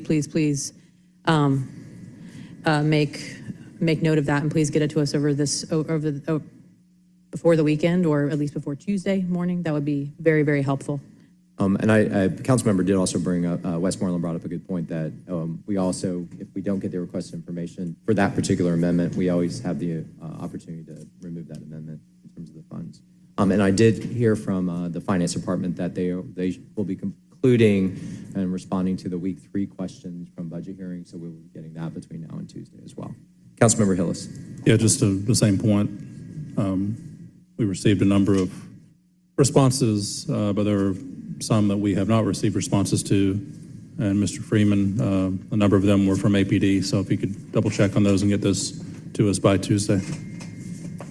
And just want to reiterate again that while I appreciate everything finance has done and understand completely on the piece on ATL DOT, I do want to stress again that that is something that this body has emphasized that we have tremendous interest in, and something we will not be dropping. So happy to work with you, but I don't think the appetite for improving our paving in sidewalks and ADA ramps is going to be going anywhere. So looking forward to working with y'all on that. Mr. Bali, we're looking forward to the other initiative that you alluded to earlier, being before us on Tuesday. Okay, with that, we do have a proper motion and a second from Bakhtiari. Any other discussion? All right, with that, let's open the vote. The vote is open. The vote is closed. 6 yeas, 1 nay. The motion to approve on substitute as amended on condition passes. Did you want to speak? Motion to reconsider item number 16. Hang on a second, we still got to do the, oh no, that's it. All right, with that, that concludes all of our budget papers. Colleagues, we do need to reconsider one paper, and that is 23-01305. I'll make the motion. Oh, there's a motion from Westmoreland to reconsider, seconded by Shook. Let's open the vote, please.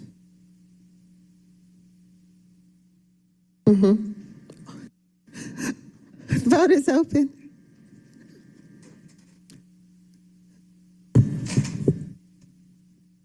Will everyone please vote? The vote is closed. 7 yeas, 0 nays. The motion carries. The item is now back before us. Colleagues, you now have a copy of a substitute. This is the vacation extra carryover paper. At the request of the department and finance, the proposed alternate action is to extend the deadline from June 30th through December 31st. And during that time, it will give us time to continue exploring what the author had originally put on the table, and then finesse it or refine it. So I will make the motion to bring the substitute forward, seconded by Bakhtiari. Let's open that vote, and then we can discuss the substitute.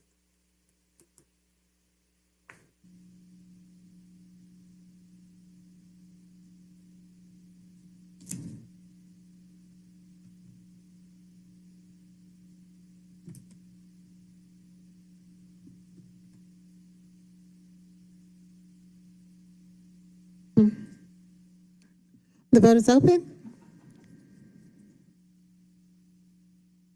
The vote is closed. All right, 7 yeas, 0 nays. Motion carries. The substitute is before us. All right, Commissioner, did you want to speak to kind of the? Yeah, I'll speak to it. So, okay, or the CFO. If the CFO would so like to what we speak to it. want to do in the substitute is we want to substitute the caption so we can authorize the carry forward of the December 2020, 21, and 22 vacation extra carryover excess leave accumulation in the amount shall be in place on June 30th, 2023 for officials and employees through and including December 31, 2023 to waive provisions in sections 114-415 necessary to effectuate this ordinance and other purposes. So what we want to do is just move over to carry forward leave for 6 more months so nobody loses any excess leave. In that time period, we want to come back with another legislation that talks about what the payout should be. But in the meantime, we don't want anybody to lose their carry forward, especially if they're contemplating retirement or leaving from the city after June 30th. Commissioner, anything? I have nothing. I agree with the chief and just basically the least impact to employees as possible. All right, there's a motion from Westmoreland to approve on substitute, seconded by Bakhtiari. Any further discussion? And then we send her the copy of you have it, right? Yep. Okay, perfect. Yep. If there's no further discussion, let's open the vote, please. The vote is open.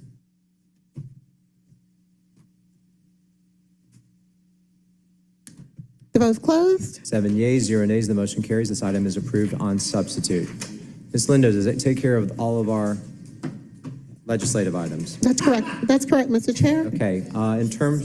In terms of announcements, just a reminder that we do have a 6 o'clock budget millage rate hearing in full chambers. Congratulations, everybody. We have moved a proposed budget recommendation forward to Tuesday. A reminder to the viewing audience that, as Councilmember Bakhtiari pointed out, Monday is Juneteenth, and it is a city holiday, as well as a federal holiday. And as a reminder, too, there will be no public solid waste pickup service on Monday. Yeah, I just did, yeah. And then we'll have full council meeting at 1 o'clock on Tuesday, June 20th. I believe Finance Exec will be the last committee to report out, and we'll have the budget papers before us then. So thank you, everybody, for your work. If there's any other comments or remarks, then we stand adjourned. Thank you.